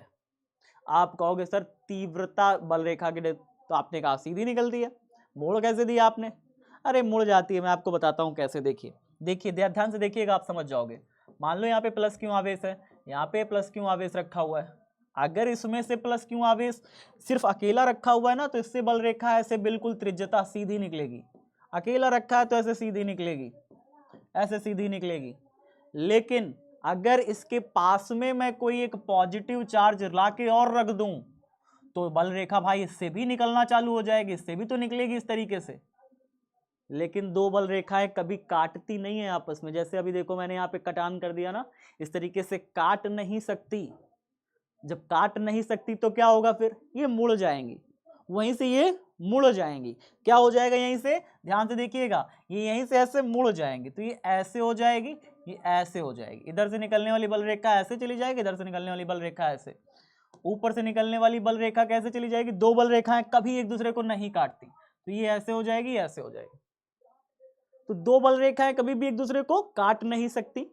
और बल रेखा के किसी भी बिंदु पर, मान लो कि इसके इस बिंदु पर आप चाहते हो कि विद्युत क्षेत्र की तीव्रता बताइए इस बिंदु पर, तो उस बिंदु पर आपको स्पर्श रेखा खींच देना है। बस क्या करना है? स्पर्श रेखा। कैसे खींचते हैं सर स्पर्श रेखा? में नहीं समझ में आ रहा, ध्यान से देखिए। मान लो ये वक्र है, वक्र माने ऐसे कर्व खींच दिया। आपको इस बिंदु पर चाहिए स्पर्श रेखा, कैसे खींचोगे? वक्र आपका देखिए इस दिशा से इस दिशा में गया है, इस इधर से इधर गया है, तो आपको इधर ही स्पर्श रेखा खींचनी है, इस दिशा में स्पर्श रेखा खींचनी है। तो आपका इस पॉइंट पर विद्युत क्षेत्र की तीव्रता की दिशा किधर हो गई? विद्युत क्षेत्र की तीव्रता इस पॉइंट पर किधर हो गई दिशा? विद्युत क्षेत्र की तीव्रता की दिशा इधर हो गई। अगर आपको इस पॉइंट पे कहा जाता बताइए विद्युत क्षेत्र की तीव्रता की दिशा, तो स्पर्श रेखा खींच देते। किधर होता है स्पर्श रेखा की दिशा? इधर होता है स्पर्श रेखा। इस पॉइंट पर तो स्पर्श रेखा इधर ना होता, इधर दिशा में जाते हुए इस पॉइंट पर स्पर्श रेखा ऐसा होता है, स्पर्श करते हुए रेखा खींचना है। तो किसी भी पॉइंट पर वक्र में आप स्पर्श रेखा खींच सकते हो। तो किसी भी पॉइंट पर अगर आपको तीव्रता की दिशा चाहिए, विद्युत क्षेत्र की तीव्रता की दिशा चाहिए, तो आपको क्या करना होगा? उसी वक्र पर स्पर्श रेखा कहीं भी खींच दीजिए, तो स्पर्श रेखा की जो भी दिशा होगी वही उस बिंदु पर विद्युत क्षेत्र की तीव्रता की दिशा को प्रदर्शित करेगा। तो बस बात इतनी सी है। चलिए अब आगे देख लीजिए भाई साहब, आपको समझ में आ गया। तो विद्युत क्षेत्र रेखा विद्युत बल रेखा के किसी बिंदु पर खींची गई स्पर्श रेखा उस बिंदु पर विद्युत क्षेत्र की दिशा को व्यक्त करती है, यानी विद्युत क्षेत्र की तीव्रता की दिशा को प्रदर्शित करती है। चलिए आगे देखिए क्या कह रहा है। ये कह रहा है विद्युत बल रेखाएं धनावेश से शुरू होकर के ऋणावेश पर समाप्त हो जाती है। काल्पनिक रेखाएं हैं लेकिन धनावेश से चलती हैं, ऋणावेश पर समाप्त हो जाती हैं। ये क्या बात हुई सर? बात बहुत शानदार है। जैसे यहाँ पे देखिए एक प्लस बना है, एक माइनस बना है। क्या आप सभी को विजिबल है, दिख रहा है? धनावेश से निकल रही हैं और ऋणावेश में घुस जा रही हैं। अगर दो पास पास लाके रख दोगे, एक धनावेश एक ऋणावेश, तो धनावेश से तो निकलेगी, प्रवृत्ति है निकलने की, ऋणावेश में अंदर जाने की प्रवृत्ति है। तो अगर धनावेश और ऋणावेश पास पास आ गए तो धनावेश से बल रेखा निकल के ऋणावेश पे समाप्त हो जाएगी। ठीक है, आगे देखिए विद्युत क्षेत्र रेखाएं अनंत से शुरू होती हैं और अनंत पर ही समाप्त होती हैं। अगर जैसे ये सिंगल आवेश रखे हुए हैं प्लस आवेश, तो इससे निकल के कहाँ जाएंगी? अनंत तक चली जाएंगी। और माइनस आवेश में कहाँ पे आएंगी? अनंत से इसके भीतर आएंगी बल रेखाएं। ठीक है, माइनस आवेश में अनंत से भीतर की तरफ, प्लस आवेश में अनंत से बाहर की तरफ। आगे क्या कह रहा है? एक विलगित धनावेश के कारण विद्युत क्षेत्र रेखाएं त्रिज्यता बाहर की तरफ और ऋणावेश के कारण क्षेत्र रेखाएं त्रिज्यता अंदर की तरफ होती हैं, अंदर की तरफ होती हैं। ठीक है, तो भाई साहब विलगित आवेश क्या होता है? विलगित माने अकेला रखा हुआ। जैसे मैं आपको उदाहरण के तौर पे मैंने अभी आपको बताया ना, ये अकेला रखा हुआ है, इसके आसपास कोई और आवेश ना हो। मान लीजिए ये नहीं है, इसके आसपास कोई आवेश नहीं है, तो विलगित आवेश कहते हैं ऐसे आवेशों को। एक ऐसा आवेश जिसके निकट कोई अन्य आवेश ना हो, जिस पर कोई अन्य आवेश विद्युत बल ना लगा रहा हो, जो आवेश किसी अन्य के विद्युत क्षेत्र में ना स्थित हो, ऐसे आवेश को कहते हैं विलगित आवेश। तो विलगित आवेश से त्रिज्यता बाहर की तरफ निकलती हैं बल रेखाएं बाहर की तरफ निकलती हैं। तो यहां पे ही हो रहा है, बाहर की तरफ निकल रही हैं, देख रहे हो आप, ठीक है, और अनंत पे समाप्त हो जा रही हैं। पांचवा पॉइंट देखिए, दो विद्युत क्षेत्र रेखाएं कभी एक दूसरे को नहीं काटती। दो विद्युत क्षेत्र रेखाएं कभी एक दूसरे को नहीं काटती। क्यों नहीं काटती, उसकी वजह सर, वजह तो बताइए सर, क्यों नहीं काटती? अगर भैया दो बल रेखाएं एक दूसरे को काट देंगी तो कटान बिंदु पर दो क्षेत्र की तीव्रता की दिशा प्राप्त होगी। कैसे सर, नहीं समझे, मैं आपको बताता हूं, ध्यान से देखना। मान लो इधर से एक बल रेखा गई, इधर तरफ गई ना, और इधर से बल रेखा आई, इधर तरफ आई ना, और इसने काट दिया तो कटान बिंदु कहां है? ये है कटान बिंदु। ये बल रेखा इधर से इधर जा रही है, तो इस पॉइंट पर तीव्रता की दिशा किधर होगी? स्पर्श रेखा में होगी ना। इस पॉइंट पर स्पर्श रेखा खींचोगे तो इधर होगा, है ना। तो इस पॉइंट पर इस रेखा के कारण तीव्रता की दिशा इधर होगी, इस रेखा के कारण तीव्रता की दिशा इस पॉइंट पर इधर होगी तीव्रता। और इसी पॉइंट पर, इसी बिंदु पर, इस वाली रेखा के कारण जो इधर से जा रही है, इसके कारण इस बिंदु पर तीव्रता निकालोगे तो स्पर्श रेखा इसकी किधर खींचोगे? इधर खींचोगे, तो इसके कारण जो तीव्रता की दिशा आएगी वो इधर आएगी। एक ही बिंदु पर दो दो तीव्रता की दिशा नहीं प्राप्त हो सकती, कभी भी संभव नहीं है कि एक ही बिंदु पर दो दो तीव्रता की दिशा मिले। इसलिए कभी भी दो विद्युत बल रेखाएं एक दूसरे को नहीं काटती, क्योंकि कटान बिंदु पर उस स्थिति में दो क्षेत्र रेखाओं की दिशा मिलने लगेगी, दो तीव्रताओं की दिशा मिलने लगेगी। और ऐसा कभी संभव नहीं है कि एक ही बिंदु पर दो तीव्रता की दिशा मिलने लगे। तब तो ऐसा हो जाएगा भाई, मेरे सामने दो रास्ते हैं, मैं किधर तरफ जाऊं, मेरे पास तो दो पैर हैं, तो एक काम करते हैं, एक पैर इधर रख लेते हैं, एक पैर इधर रख लेते हैं, दोनों रास्ते में एक एक करके ऐसे ऐसे धड़ाम धड़ाम धड़ाम चलते हैं। लेकिन कब तक चल पाओगे भाई? दो रास्ते हैं अलग अलग, बहुत दूर जा रहे हैं। एक इंसान किधर तरफ जाएगा? एक प्लस क्यू आवेश को मैं इधर ला के रख दूं तो उस प्लस क्यू आवेश पर इधर तरफ बल लगेगा कि उधर तरफ लगेगा? कंफ्यूज है ना। तो फिर कौन बल लगाएगा, किधर बल लगाएगा? इसलिए यहां पर ऐसा संभव नहीं है कि कभी भी दो तीव्रता की दिशा एक पॉइंट पर हो। बात समझ में आ गई? तो विद्युत बल रेखाएं आप समझ चुके हो अच्छे से। अब देखिए विद्युत फ्लक्स के बारे में समझिए। अब गॉस की थ्योरम बहुत जल्दी स्टार्ट होने वाली है आपकी। विद्युत फ्लक्स क्या होता है? विद्युत फ्लक्स वास्तव में इन्हीं बल रेखाओं की संख्या को कहते हैं। संख्या, नंबर, हाँ नंबर।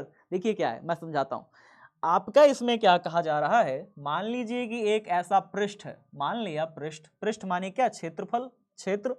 तो यहाँ पे एक ऐसा क्षेत्रफल है, एक ऐसा क्षेत्र है। अब यहां से बल रेखाएं गुजर रही हैं, ऐसे गुजर रही है, बल रेखा गुजर रही है। आप जरा मुझे बताओ इस पृष्ठ से कितनी बल रेखाएं गुजर रही हैं? आप कहोगे सर ये वाली गुजरी, ये वाली गुजरी, ये वाली गुजरी, चलो ये वाली भी थोड़ा सा टच करके तो निकली गई है, तो कुल मिला के चार बल रेखा मान लेते हैं कि इस पृष्ठ से गुजरी है। तो चार बल रेखा अगर इस पृष्ठ से गुजरी है तो इस पृष्ठ से जो गुजरने वाला फ्लक्स है उसे कहा जाएगा फाई। किससे प्रदर्शित करेंगे फ्लक्स को? फाई से, उसी को कहेंगे चार। तो फ्लक्स क्या होता है? बल रेखाओं की संख्या ही है। ऐसी बल रेखाएं जो किसी पृष्ठ से होकर के गुजर रही हैं, हम उन बल रेखाओं की संख्या को ही कहते हैं विद्युत flux. So simple, so easy. बात समझ में आ गया? तो किसी भी क्षेत्र से होकर के गुजरने वाली बल रेखाओं की संख्या, वो क्षेत्र कैसा होना चाहिए? अगर पृष्ठ के लंबवत है तो बहुत बढ़िया है, ठीक है। जैसे यहाँ पे एक पृष्ठ है, इस पृष्ठ से लंबवत गुजर रही हैं बल रेखाएं, लंबवत है ना, 90 डिग्री। देखिए सारा पृष्ठ से 90 डिग्री एकदम गुजर रही है, एकदम 90 डिग्री गुजर रही है ना। तो किसी भी पृष्ठ से लंबवत गुजरने वाली जितनी भी बल रेखाओं की संख्या होती है, हम उसे ही कहते हैं उस पृष्ठ से गुजरने वाला फ्लक्स। क्या कहते हैं? उस पृष्ठ से गुजरने वाला, बोलो बोलो बोलो, फ्लक्स। किससे प्रदर्शित करते हैं फ्लक्स को? फाई से प्रदर्शित करते हैं। फाई बराबर यहाँ पे कितना है? चार बल रेखा गुजरी, मैं कहूंगा चार है फ्लक्स। मात्रक उत्तरक कभी सब बताते हैं, ध्यान दो, ठीक है। आगे देखिए क्या है, विद्युत क्षेत्र में रखे किसी पृष्ठ से लंबवत गुजरने वाली विद्युत क्षेत्र या बल रेखाओं की संख्या को ही विद्युत फ्लक्स कहते हैं। परिभाषा हो गई। आगे क्या कह रहा है, इसे फाई ऑफ ई, नीचे देखो फाई के नीचे ई लगा दिया। ई बताता है विद्युत फ्लक्स, इलेक्ट्रिक फ्लक्स। ई क्या बताता है, इलेक्ट्रिक। ठीक है, अभी आप चुंबकीय फ्लक्स पढ़ोगे आगे तो उसमें बी लगाएंगे नीचे, बी। बी चुंबकीय फ्लक्स को प्रदर्शित करेगा, फाई ऑफ बी चुंबकीय फ्लक्स को प्रदर्शित करेगा, और फाई ऑफ ई लिखा हुआ है यानी विद्युत फ्लक्स, यानी कि क्षेत्रफल से विद्युत बल रेखाएं बाहर निकल रही हैं। तो जब किसी क्षेत्रफल से विद्युत बल रेखाएं बाहर की तरफ निकलें हम उसे कहते हैं विद्युत फ्लक्स।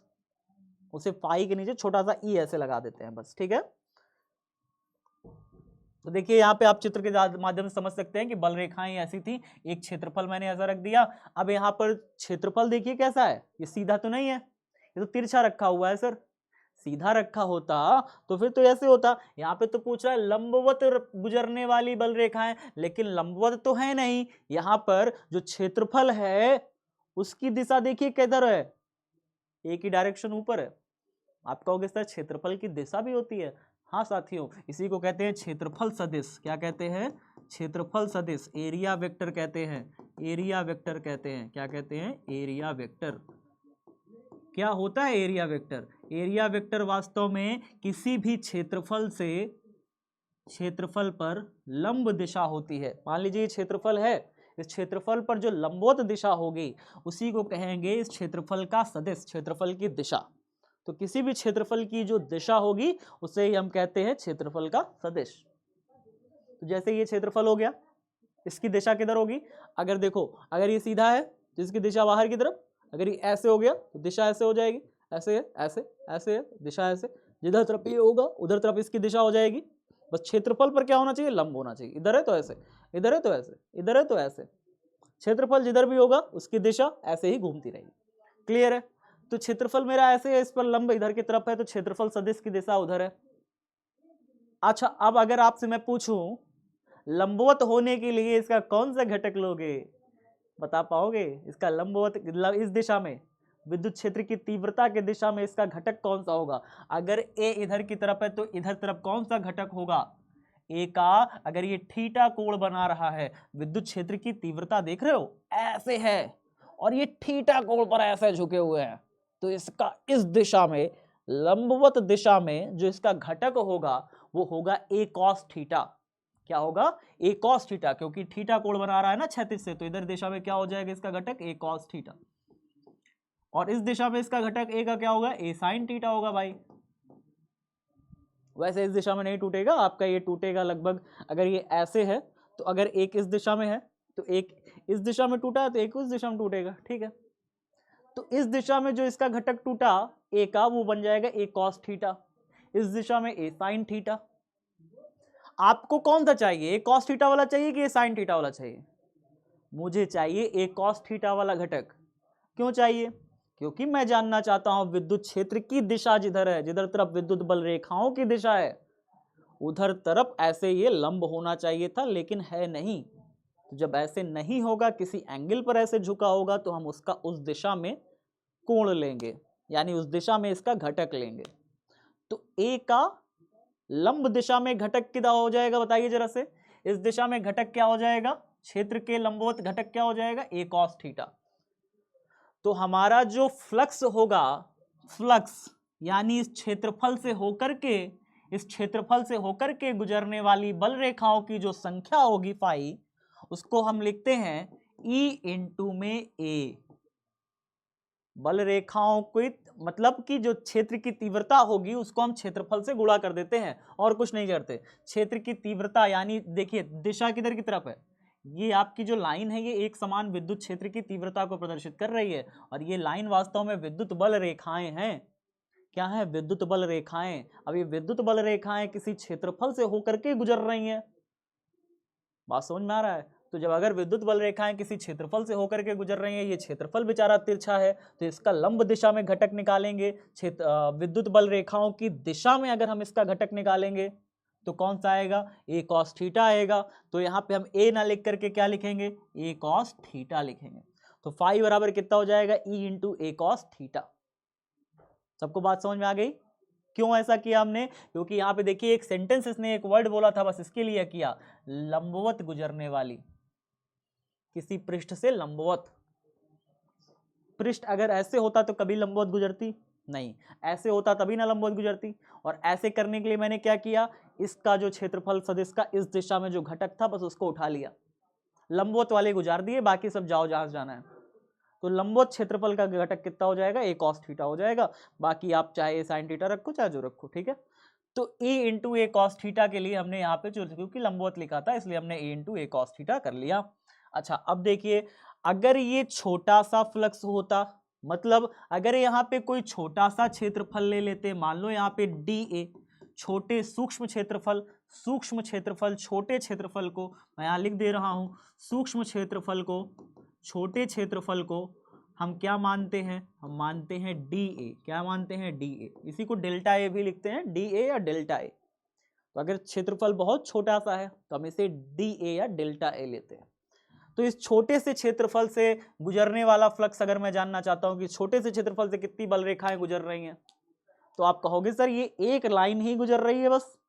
भाई पूरे क्षेत्रफल से तो 1 2 3 4 5 6 रेखा निकल रही है पूरे क्षेत्रफल से, लेकिन छोटा सा क्षेत्रफल जो आपने लिया है इसमें सिर्फ एक लाइन गुजर रही है बस, है ना। तो इस DA सूक्ष्म क्षेत्रफल से कितना फ्लक्स गुजर रहा है? आप कहोगे सर 1। पूरे पृष्ठ से कितना फ्लक्स गुजर रहा है? आप कहोगे सर 6, 3 ऊपर 3 नीचे 6। बात समझ में आया? तो जितना छोटा फ्लक्स क्षेत्रफल लोगे उतना कम उसमें से फ्लक्स गुजरेगा। तो जब छोटा फ्लक्स होगा तो थोड़ा सा फ्लक्स निकलेगा तो हम उसे डी फाई लिखेंगे। छोटे से फ्लक्स को क्या लिखेंगे? डी फाई लिखेंगे। विद्युत क्षेत्र की तीव्रता तो उतनी ही रहेगी, गुणे में ए की जगह आप लिखोगे डी ए। छोटा सा अगर आप एरिया लेते हो तो छोटे से एरिया से गुजरने वाला छोटा सा फ्लक्स कितना हो जाएगा? डी फाई बराबर ई इंटू डी ए इंटू में कॉस थीटा। कॉस थीटा तो अभी लिखोगे, क्यों लिखोगे सर? इसलिए लिखोगे क्योंकि अभी ये भी तो एंगल बना के बैठा है, छोटा सा पृष्ठ भी तो एंगल बना के बैठा है। अगर ये एंगल ना बनाता तो, एंगल ना बताता तो cos 0 होता है, यहाँ पे cos 0 लिखते हम, cos 0 की वैल्यू 1 होती, ठीक है। अगर E भी एक ही डायरेक्शन में है, A भी इधर की तरफ है, E भी इधर की तरफ है, तो दोनों के बीच में कोई एंगल नहीं बनेगा, cos 0 है। cos 0 बनेगा तो फिर यहाँ पे cos 0 का वैल्यू तो आप जानते हैं कितना होता है, 1 होता है ना। तो यहाँ पे डी फाई बराबर कितना हो गया? A into D A cos theta हो गया। फॉर्मूला याद रख लीजिए। अब चलिए इसके मात्रक और विमा की बात हो जाए। क्या बात हो जाए? इसके मात्रक और विमा की बात हो जाए। तो क्या आप मुझे बताओगे इसका मात्रक और विमा? जल्दी से एक बार सभी बच्चे बताइए, मात्रक बताइए इसका क्या होगा? फ्लक्स का मात्रक, विद्युत फ्लक्स का मात्रक। मात्रक इसका अगर आप निकालोगे साथियों तो विद्युत क्षेत्र की तीव्रता का मात्रक आपको याद है, वोल्ट प्रति मीटर मैंने बताया था। डी फाई का अगर आप मात्रक निकालना चाहते हो तो पहले ई का मात्रक लिखो, ए का मात्रक लिखो, कॉस थीटा का तो कोई मात्रक है नहीं, तो ई और डी ए का मात्रक लिखो। ई का मात्रक कितना होगा? विद्युत क्षेत्र की तीव्रता का मात्रक बताओ कितना होगा? वोल्ट प्रति मीटर मैंने आपको बता रखा है। और ए यानी क्षेत्रफल, क्षेत्रफल का मात्रक जानते हैं आप कितना होता है? क्षेत्रफल का मात्रक कितना हो जाएगा? क्षेत्रफल का मात्रक होता है मीटर स्क्वायर, तो गुणे में मीटर स्क्वायर करो, मीटर से 1 मीटर काट दो तो फ्लक्स का जो मात्रक है, विद्युत फ्लक्स फाई ऑफ ई का जो मात्रक है वो आ जाएगा वोल्ट इंटू मीटर। क्या आता है? Volt into metre. आपकी परीक्षा में पूछता है साथियों, याद रखिएगा, याद रखिएगा इस चीज को, ठीक है। आगे देखिए नोट में यहाँ पे मैंने एक चीज लिखी थी, आपको शायद दिख भी ना रहा हो, मैं यहाँ पे बता देता हूँ पढ़ के। विद्युत फ्लक्स का मान धनात्मक, ऋणात्मक व शून्य हो सकता है। विद्युत फ्लक्स का मान क्या हो सकता है? धनात्मक, ऋणात्मक और शून्य हो सकता है। इसे स्टार मार्क करके नोट में लिख लीजिएगा कॉपी में, ठीक है। चलिए तो मैं आपको बताने जा रहा हूं कैसे हो सकता है विद्युत फ्लक्स का मान धनात्मक, ऋणात्मक और शून्य। 3 चीजें मैंने बताई, विद्युत फ्लक्स का मान धनात्मक हो, विद्युत फ्लक्स का मान ऋणात्मक हो, विद्युत फ्लक्स का मान शून्य हो जाए। धनात्मक तब होता है साथियों फ्लक्स का मान लीजिए कि कोई एक आवेश है और उसके चारों तरफ मैंने एक ऐसे पृष्ठ घेर दिया, तो आवेश से बल रेखा निकलेगी। इस पृष्ठ से कितनी बल रेखा निकलेगी बताइए? इस पृष्ठ से कितनी बल रेखा निकल रही है? तो आप कहोगे सर इस पृष्ठ से कितनी बल रेखा निकल रही है? 1 2 3 4 5 बल रेखा। हो गया धनात्मक। क्या दिक्कत है? हो गया धनात्मक, है ना। चलिए अब दूसरा कंडीशन आपको मानता हूं मैं। एक यहाँ पे प्लस क्यू आवेश है और यहाँ पे मैंने एक पृष्ठ घेर दिया है, और मैंने यहाँ पे पृष्ठ घेरा है ऐसे करके, एक ऐसे पृष्ठ घेरा, इसमें बल रेखा जो गुजर रही है अंदर जो जा रही है पृष्ठ के अंदर जा रही है 4 बल रेखा, और पृष्ठ के बाहर निकल रही है सिर्फ 3 बल रेखा। पृष्ठ के बाहर कितनी निकल रही है? 3 बल रेखा। अंदर कितनी जा रही है? 4 बल रेखा। एक बल रेखा कमी हो गई, एक बल रेखा की कमी आ गई। तो ऐसी कंडीशन में जितनी बल रेखाएं जो अंदर जाती हैं पृष्ठ के, हम उसे मानते हैं पॉजिटिव। क्या मानते हैं? पॉजिटिव। और जितनी बल रेखाएं पृष्ठ से बाहर निकलती हैं हम उन्हें मानते हैं नेगेटिव। क्या लेते हैं? माइनस में। तो यहाँ पे 3 बाहर निकल रही हैं तो हम इसे लिखेंगे -3। क्या लिखेंगे? -3। और जो पृष्ठ के अंदर जा रही हैं तो कितनी हो गई? +4। तो इस पृष्ठ से होकर के गुजरने वाली नेट फ्लक्स कितना आ गया? नेट फ्लक्स जब आप निकालोगे, फाई नेट निकालोगे, तो वो कितना आएगा? +4 -3। +4 -3। अच्छा, अभी भी तो आ रही है प्लस में, अभी भी तो प्लस में आएगा। 4 में से 3 घटा देंगे तो अभी भी तो पॉजिटिव ही आएगा ना। हम ऐसे कर सकते हैं कि भाई साहब +4 अंदर जा रही है और निकलने वाली 5 हो जाए। चलो अगर निकलने वाली हम 5 कर दें तो, ऐसे कर दें तो 4 अंदर जा रही है, 5 बाहर निकल रही है। ऐसा कैसे हो गया सर? 4 अंदर जाए और 5 बाहर निकले। ऐसा तब हो सकता है जब अंदर भी कोई आवेश रखा हो, इस पृष्ठ के भीतर भी कोई आवेश हो, छोटा सा, मान लो छोटा सा आवेश हो, ये 2 बल रेखाएं निकाल रहा हो। इसके अंदर तो 4 गई हैं, मान लो इसने एक बल रेखा निकाली हो तो 4 अंदर गई है, निकला है 5 बल रेखा, है ना। तो ऐसी कंडीशन में अगर होता तो, ऐसी कंडीशन होती तो क्या होता? निकलने वाली बल रेखाएं हो जाती -5, अंदर जाने वाली बल रेखाएं +4, तो +4 -5, फ्लक्स कितना होता? नेट फ्लक्स इस पृष्ठ से बद्ध नेट फ्लक्स कितना होता? -1। ठीक है। और शून्य कब होता है? जब भी आप किसी पृष्ठ के अंदर एक डाइपोल रख दो, डाइपोल यानी विद्युत द्विध्रुव रख दो। जब एक विद्युत द्विध्रुव को किसी पृष्ठ से ऐसे घेर दो, तो इस पृष्ठ से जितना प्लस के कारण जो धनात्मक आवेश होगा, प्लस क्यों, इससे जितना बल रेखा बाहर निकलेगा, मान लो 2 बल रेखा 3 बल रेखा बाहर निकला, माइनस क्यू के कारण उतनी ही बल रेखा अंदर आएगी, क्योंकि माइनस क्यू में तो बल रेखा अंदर की तरफ आती है।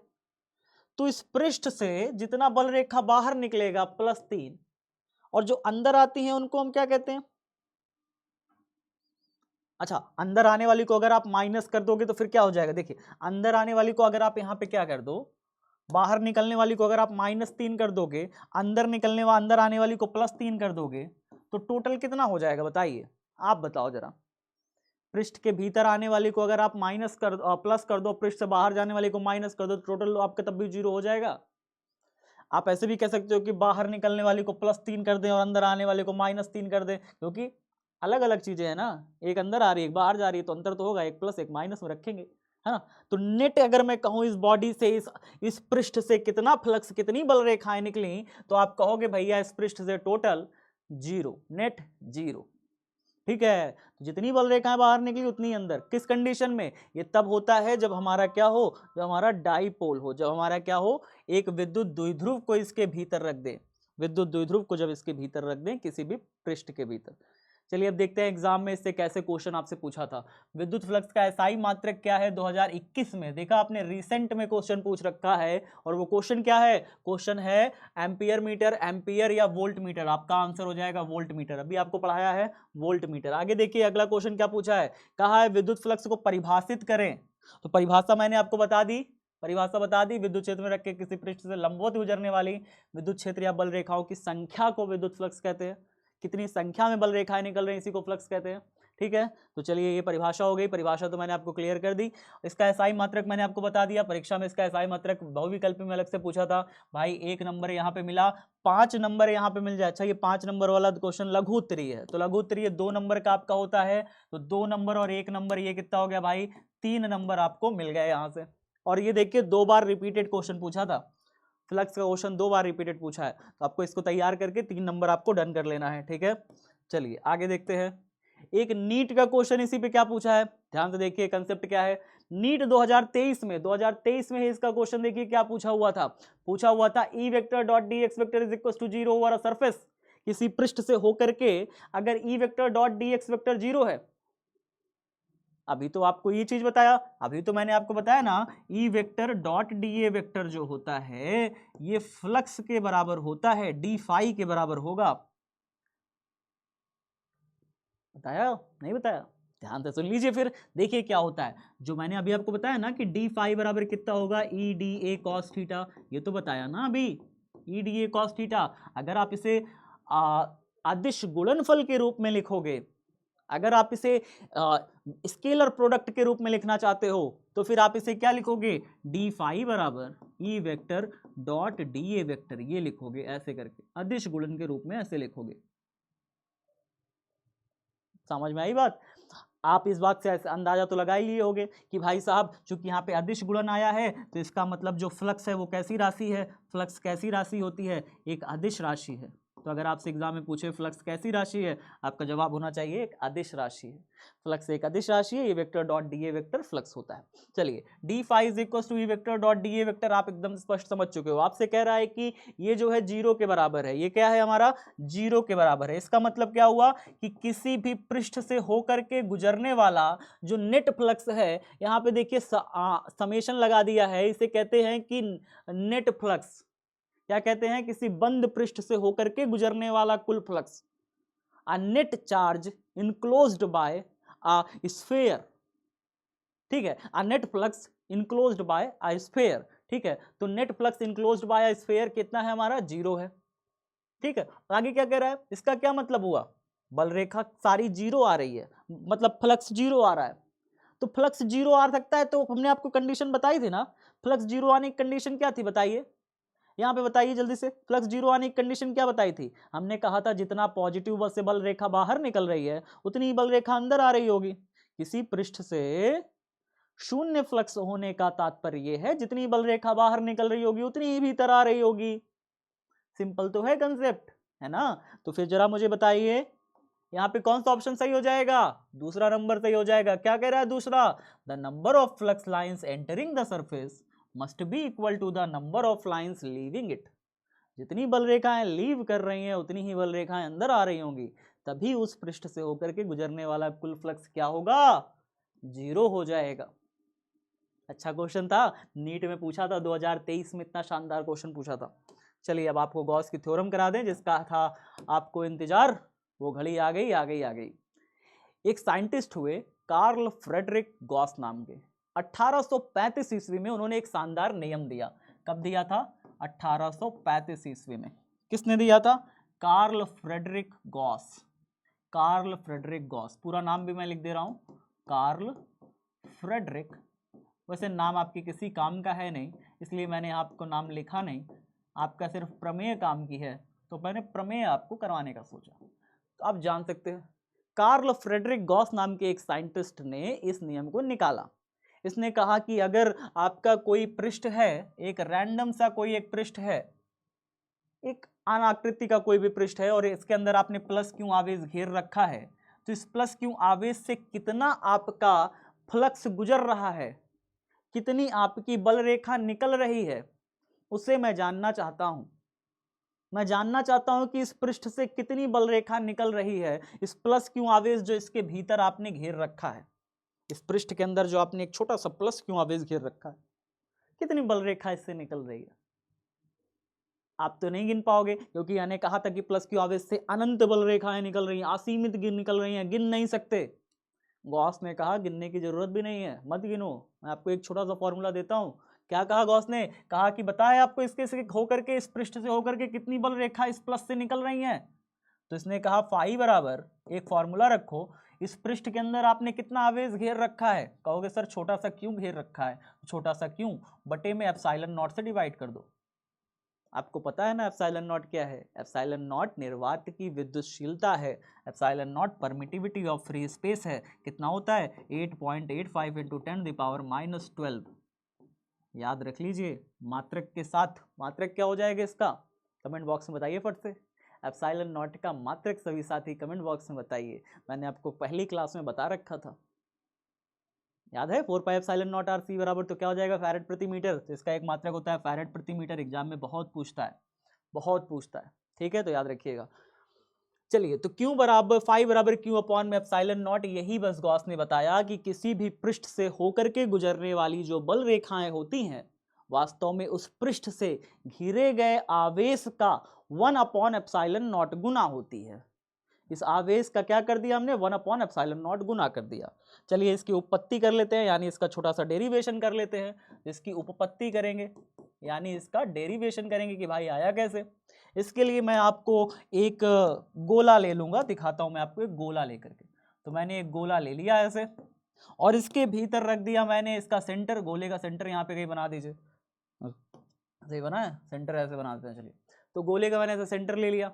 सेंटर गोले को मैं नाम दे दूंगा ओ। अब इसके पृष्ठ पर आपको ये पता है ये गोला नहीं है, ये पता है क्या है। जब मैं गोला कहता हूं तो बच्चों के दिमाग में आता है सर्किल। बच्चों के दिमाग में क्या आता है, सर्किल, यानी वृत्त दिमाग में आ जाता है तुरंत। जबकि मैं वृत्त नहीं बोल रहा, मैंने क्या कहा, गोला। गोला मीन्स फुटबॉल होता है। आप कल्पना करिए एक फुटबॉल की, बड़े से फुटबॉल की। तो फुटबॉल क्या होता है, गोला होता है। और गोला को इंग्लिश में क्या कहते हैं, स्फेयर कहते हैं, स्फेयर। गोला is not equal to circle, गोला कभी सर्किल नहीं होता। सर्किल को वृत्त कहते हैं, गोला को स्फेयर कहते हैं। ठीक है, तो जब भी मैं गोला बोलूं इसका मतलब एक ऐसा फुटबॉल जैसी आकृति, ना कि कड़े जैसी आकृति नहीं, एक फुटबॉल जैसी आकृति की बात हो रही है। तो अब भैया यहाँ पे है एक फुटबॉल, क्या है, एक फुटबॉल। और फुटबॉल के सेंटर में मैंने एक प्लस क्यू आवेश को रख रखा है छुपा के। क्या छुपा के रख रखा है, एक प्लस क्यू आवेश को छुपा के रख रखा है। और मैं जानना चाहता हूं कि इस फुटबॉल से कितनी बल रेखाएं बाहर निकल रही हैं फुटबॉल के पृष्ठ को पार करती हुई। आपको पता है कि जो फुटबॉल का पृष्ठ घेर रखा है, ये जो गोला सरफेस बना रखा है, ये काल्पनिक सरफेस है, ये रियल में नहीं है। ऐसे काल्पनिक पृष्ठ को, एक ऐसे काल्पनिक पृष्ठ को जो किसी आवेश को घेरता है, हम इसे कहते हैं गॉसियन पृष्ठ। क्या कहते हैं, गॉसियन पृष्ठ, गॉसियन पृष्ठ। तो ये हमारा एक गॉसियन पृष्ठ है साथियों, जिसके अंदर हमने एक प्लस क्यू आवेश को घेर रखा है, अंदर दबा करके रखा हुआ है। अब आपको मैं बता दूं, इस गॉसियन पृष्ठ से, इस काल्पनिक पृष्ठ से कितनी बल रेखाएं बाहर निकल रही हैं। तो भाई इससे इधर भी निकलेगी, इधर भी निकलेगी, इधर भी निकलेगी, इधर भी निकलेगी, सभी दिशाओं में त्रिज्यता बाहर निकलेगी ना। जैसे जैसे इसकी त्रिज्या है, मैंने तो आपको बताया था त्रिज्यता बाहर निकलती है ना। और कहाँ तक जाती है, अनंत तक जाती है। त्रिज्यता बाहर निकलते हुए अनंत तक जाती है। तो प्लस क्यू आवेश से सभी दिशाओं में बाहर निकल रही है। मैं कह दूंगा भाई मुझे तो सरफेस घेरना है, मुझे तो पृष्ठ घेरने में मजा आता है। मैंने इसके पृष्ठ पर एक छोटा सा ऐसे क्या किया, एक पृष्ठ घेर लिया। ऐसे यहाँ पे एक छोटा सा पृष्ठ घेर लिया मैंने, यहाँ पे एक पृष्ठ घेर लिया। छोटा पृष्ठ था, तो छोटे पृष्ठ को हम क्या कहते हैं, डी ए कहते हैं। डी ए मैंने आपको बताया ना, छोटा सा पृष्ठ लोगे तो डी ए। तो छोटे से पृष्ठ की दिशा किधर होती है, पृष्ठ के लंबवत। पृष्ठ के लंबवत, तो डीए की डायरेक्शन किधर होगी, पृष्ठ के लंबवत। तो इसकी डायरेक्शन किधर है, इधर दिशा में। डीए की दिशा किधर है, इस दिशा में है। अच्छा, आप मुझे बताइए जरा, विद्युत क्षेत्र की तीव्रता की दिशा किधर हो जाएगी, इस गोले पर, इस बिंदु पर, इस पॉइंट पी पर। चलिए मैं यहाँ पे एक पॉइंट मान लेता हूँ, मैं यहाँ पे सीधा सीधा मैं एक पॉइंट ही रख लेता हूँ। मैंने कहा भाई इस पॉइंट पर बताओ जरा विद्युत क्षेत्र की तीव्रता की दिशा किधर हो जाएगी। आपको पता है प्लस क्यू आवेश के कारण जो तीव्रता होगी, अगर मैं इसको कह दूं इसका सेंटर से इसकी दूरी r है, सेंटर से इस प्लस क्यू आवेश से इस पॉइंट तक के बीच की दूरी कितनी है, r दूरी है। तो इसके कारण जो यहाँ पर तीव्रता की दिशा होगी वो किधर होगी, बाहर की तरफ होगी। कब बताए सर, याद करो बताया अभी, याद करो बताया अभी। ये देखो प्लस क्यू आवेश से तीव्रता, प्लस क्यू आवेश से तीव्रता किधर थी, बाहर की तरफ थी। माइनस क्यू आवेश के कारण तीव्रता किधर थी, भीतर की तरफ थी। प्लस क्यू आवेश के कारण तीव्रता का फॉर्मूला भी याद कर लो, आर दूरी पर निकालना हो तो कैसे निकालते हैं, याद आ गया। चलिए, तो प्लस क्यू आवेश के कारण तीव्रता का फॉर्मूला भी आपको याद आ गया है। तो अब यहाँ पे हम क्या करेंगे, फॉर्मूला पुट कर देंगे, वैल्यू आंसर आ जाएगा आपका, बिल्कुल आ जाएगा साथियों। तो चलिए यहाँ पे मैं निकालना चाहता हूँ इस छोटे से हिस्से से कितना फ्लक्स निकल रहा है। तो आप कहोगे छोटे से हिस्से से फ्लक्स निकालने के लिए तो डी फाई बराबर लगाते हैं, क्या लगाते हैं, E D A cos theta लगाते हैं फॉर्मूला। यही तो है छोटे से हिस्से से निकलने वाला फ्लक्स का सूत्र। तो भाई साहब ई का फॉर्मूला तो आप निकाल लोगे कि नहीं, फॉर्मूला आसान है। प्लस क्यू आवेश से आर दूरी पर तीव्रता निकालने का फॉर्मूला होता है, कितना होता है जी, 1/4 पाई एप्सिलॉन नॉट। और कितना होता है, क्यू अपॉन में आर स्क्वायर, यही ना होता है, प्लस क्यू आवेश से आर दूरी पर इस बिंदु पी पर तीव्रता निकालने का फॉर्मूला, यही ना है। अच्छा तो फिर बताइए डीए की डायरेक्शन किधर है, उधर की तरफ है, डीए की डायरेक्शन और साथ में कॉस थीटा है। भैया यहाँ पे डीए तो रखो ही, लेकिन जरा मुझे ये बताओ कॉस थीटा में थीटा की वैल्यू क्या रखोगे। अच्छा डीए की डायरेक्शन, ई की डायरेक्शन और डीए की डायरेक्शन एक ही है, ई और डीए एक ही दिशा में है, मैंने आपको अभी बताया था। ई और डीए अगर एक ही डायरेक्शन में होंगे तो इनके बीच कोई एंगल, कोई कोण नहीं बनेगा। कोण कितना, 0 डिग्री। तो यहाँ पे कोई कोण बनेगा नहीं, तो क्या लिखोगे, cos 0 डिग्री। अगर दोनों E और DA एक ही डायरेक्शन में है तो इनके बीच तो कोई कोण नहीं बन रहा। अगर E इधर होता, DA इधर होता, तब इनके बीच कोई कोण बनता, लेकिन अगर दोनों एक ही दिशा में है तो कोण कहाँ से बनेगा। तो भाई cos थीटा यहाँ पे cos 0 हो जाएगा। cos 0 का मान आप जानते हो 1 होता है, cos 0 का मान कितना होता है 1। तो कितना बचा हमारे पास भैया, डी फाई बराबर हमारे पास आया 1/4 pi epsilon naught q upon में आर स्क्वायर, साथ ही साथ डी ए बचा बस, cos 0 का मान तो 1 हो गया। अब यहाँ पे इसको, चूंकि आपको छोटे हिस्से से तो फ्लक्स चाहिए नहीं, आपको चाहिए इस पूरे गॉसियन पृष्ठ से कितना बल रेखा निकल रही है टोटल, वो चाहिए। तो कुल बल रेखा कुल फ्लक्स हेतु, यहां पे लिखोगे कुल फ्लक्स हेतु आप क्या करने वाले हो, आप करोगे इस छोटे से डी फाई का समाकलन, वो भी ऐसे लिख करके। इसको कहते हैं क्लोज्ड सरफेस इंटीग्रल, बंद पृष्ठ के समाकलन को कहते हैं। बंद पृष्ठ का समाकलन यानी इस पूरे पृष्ठ पर मैं छोटा छोटा कई सारा टुकड़ा ले लूंगा और मैं कहूंगा इस टुकड़े से इतना फ्लक्स, इस टुकड़े से इतना फ्लक्स, इस टुकड़े से सारे टुकड़े को जोड़ दो, टोटल फ्लक्स निकल आया। जोड़ते कैसे हैं, हम इस तरीके से ऐसे समाकलन लगा करके ऐसे तिरछा लाइन खींच देते हैं, इसको कहते हैं बंद पृष्ठ का समाकलन, क्लोज्ड सरफेस इंटीग्रल। समझ में आ गई बात। तो यहां पे हमने क्या किया, इस पूरे पृष्ठ को छोटे छोटे कई सारे हिस्सों में बना लिया।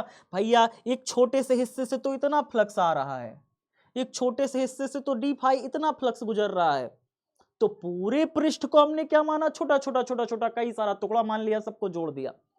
जोड़ने को हम क्या कहते हैं, ऐसे कहते हैं। भाई ऐसे कर दिया तो मतलब छोटे छोटे सारे डी फाई हमने जोड़ दिए, इससे डी फाई निकला, उससे डी फाई, उससे डी फाई, इससे डी फाई, सारे डी फाई को हमने क्या किया, जोड़ दिया। इसको कहते हैं समाकलन, समेशन, यानी आपने जोड़ दिया। तो क्या निकल के आएगा फिर, पूरे पृष्ठ से गुजरने वाला नेट फ्लक्स यानी फाई नेट, यानी कुल फ्लक्स। ठीक है, तो कितना हो जाएगा, ऐसे बंद पृष्ठ से गुजरने वाला कुल फ्लक्स, डी फाई का वैल्यू रख दो, कितना आ जाएगा डी फाई का value 1/4 pi epsilon naught q upon में आर स्क्वायर। और क्या रखा हमने, ध्यान से देखिए, डी ए यहां पे रख दिया, यहां पे रखा डी ए। क्या क्या चीजें बाहर आ जाएंगी भाई, बहुत सारी चीजें बाहर आ जाएंगी, जैसे फाई नेट, मैं आपको दिखाता हूं, फाई नेट बराबर क्या क्या चीजें बाहर आएंगी, 1/4 pi epsilon not constant value है, क्यू भी एक नियत वैल्यू है, ये सब फिक्स है, ये सब नहीं बदलेगा, तो ये सब बाहर आ जाएगा। तो 1/4 पाई एप्सिलॉन नॉट, जो चीजें फिक्स होती हैं, जो समय के साथ नहीं बदलती, कांस्टेंट होती हैं, वो बाहर आ जाती हैं।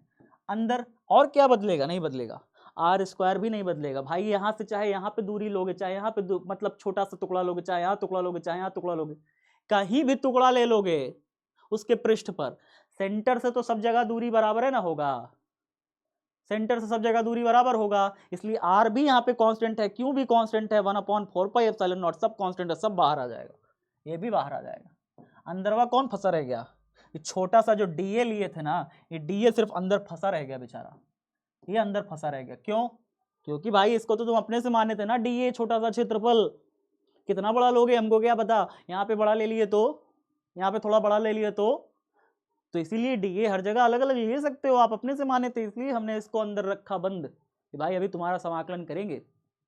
आपको पता है एक छोटे से टुकड़े का जब समाकलन कर देते हैं तो पूरे गोला, पूरे वृत्त नहीं, स्फेयर, गोला, पूरे गोले का कुल क्षेत्रफल प्राप्त हो जाता है। और पूरे गोले का कुल क्षेत्रफल आपको मैं बता दूं कितना होता है, याद कर लीजिए, मैथ वाले तो शायद जानते भी हो कि पूरे गोले का कुल क्षेत्रफल 4 पाई आर स्क्वायर होता है। कितना होता है, कुल क्षेत्रफल पूरे गोले का होता है 4 पाई आर स्क्वायर। जब आप यहाँ पे छोटा छोटा छोटा छोटा छोटा छोटा सारे टुकड़ों को, सारे हिस्सों को टुकड़ा टुकड़ा टुकड़ा टुकड़ा टुकड़ा टुकड़ा पृष्ठ पर सबको जोड़ दोगे तो पूरे गोले का कुल क्षेत्रफल आ जाएगा। पूरे गोले का कुल क्षेत्रफल कितना हो जाएगा? 4πr²। समाकलन कर रहे हो ना, समाकलन मतलब जितने भी डीए हैं सबको आप जोड़ रहे हो, मतलब सबको जोड़ दोगे तो 4πr² आ जाएगा, पूरे गोले का कुल क्षेत्रफल आ जाएगा।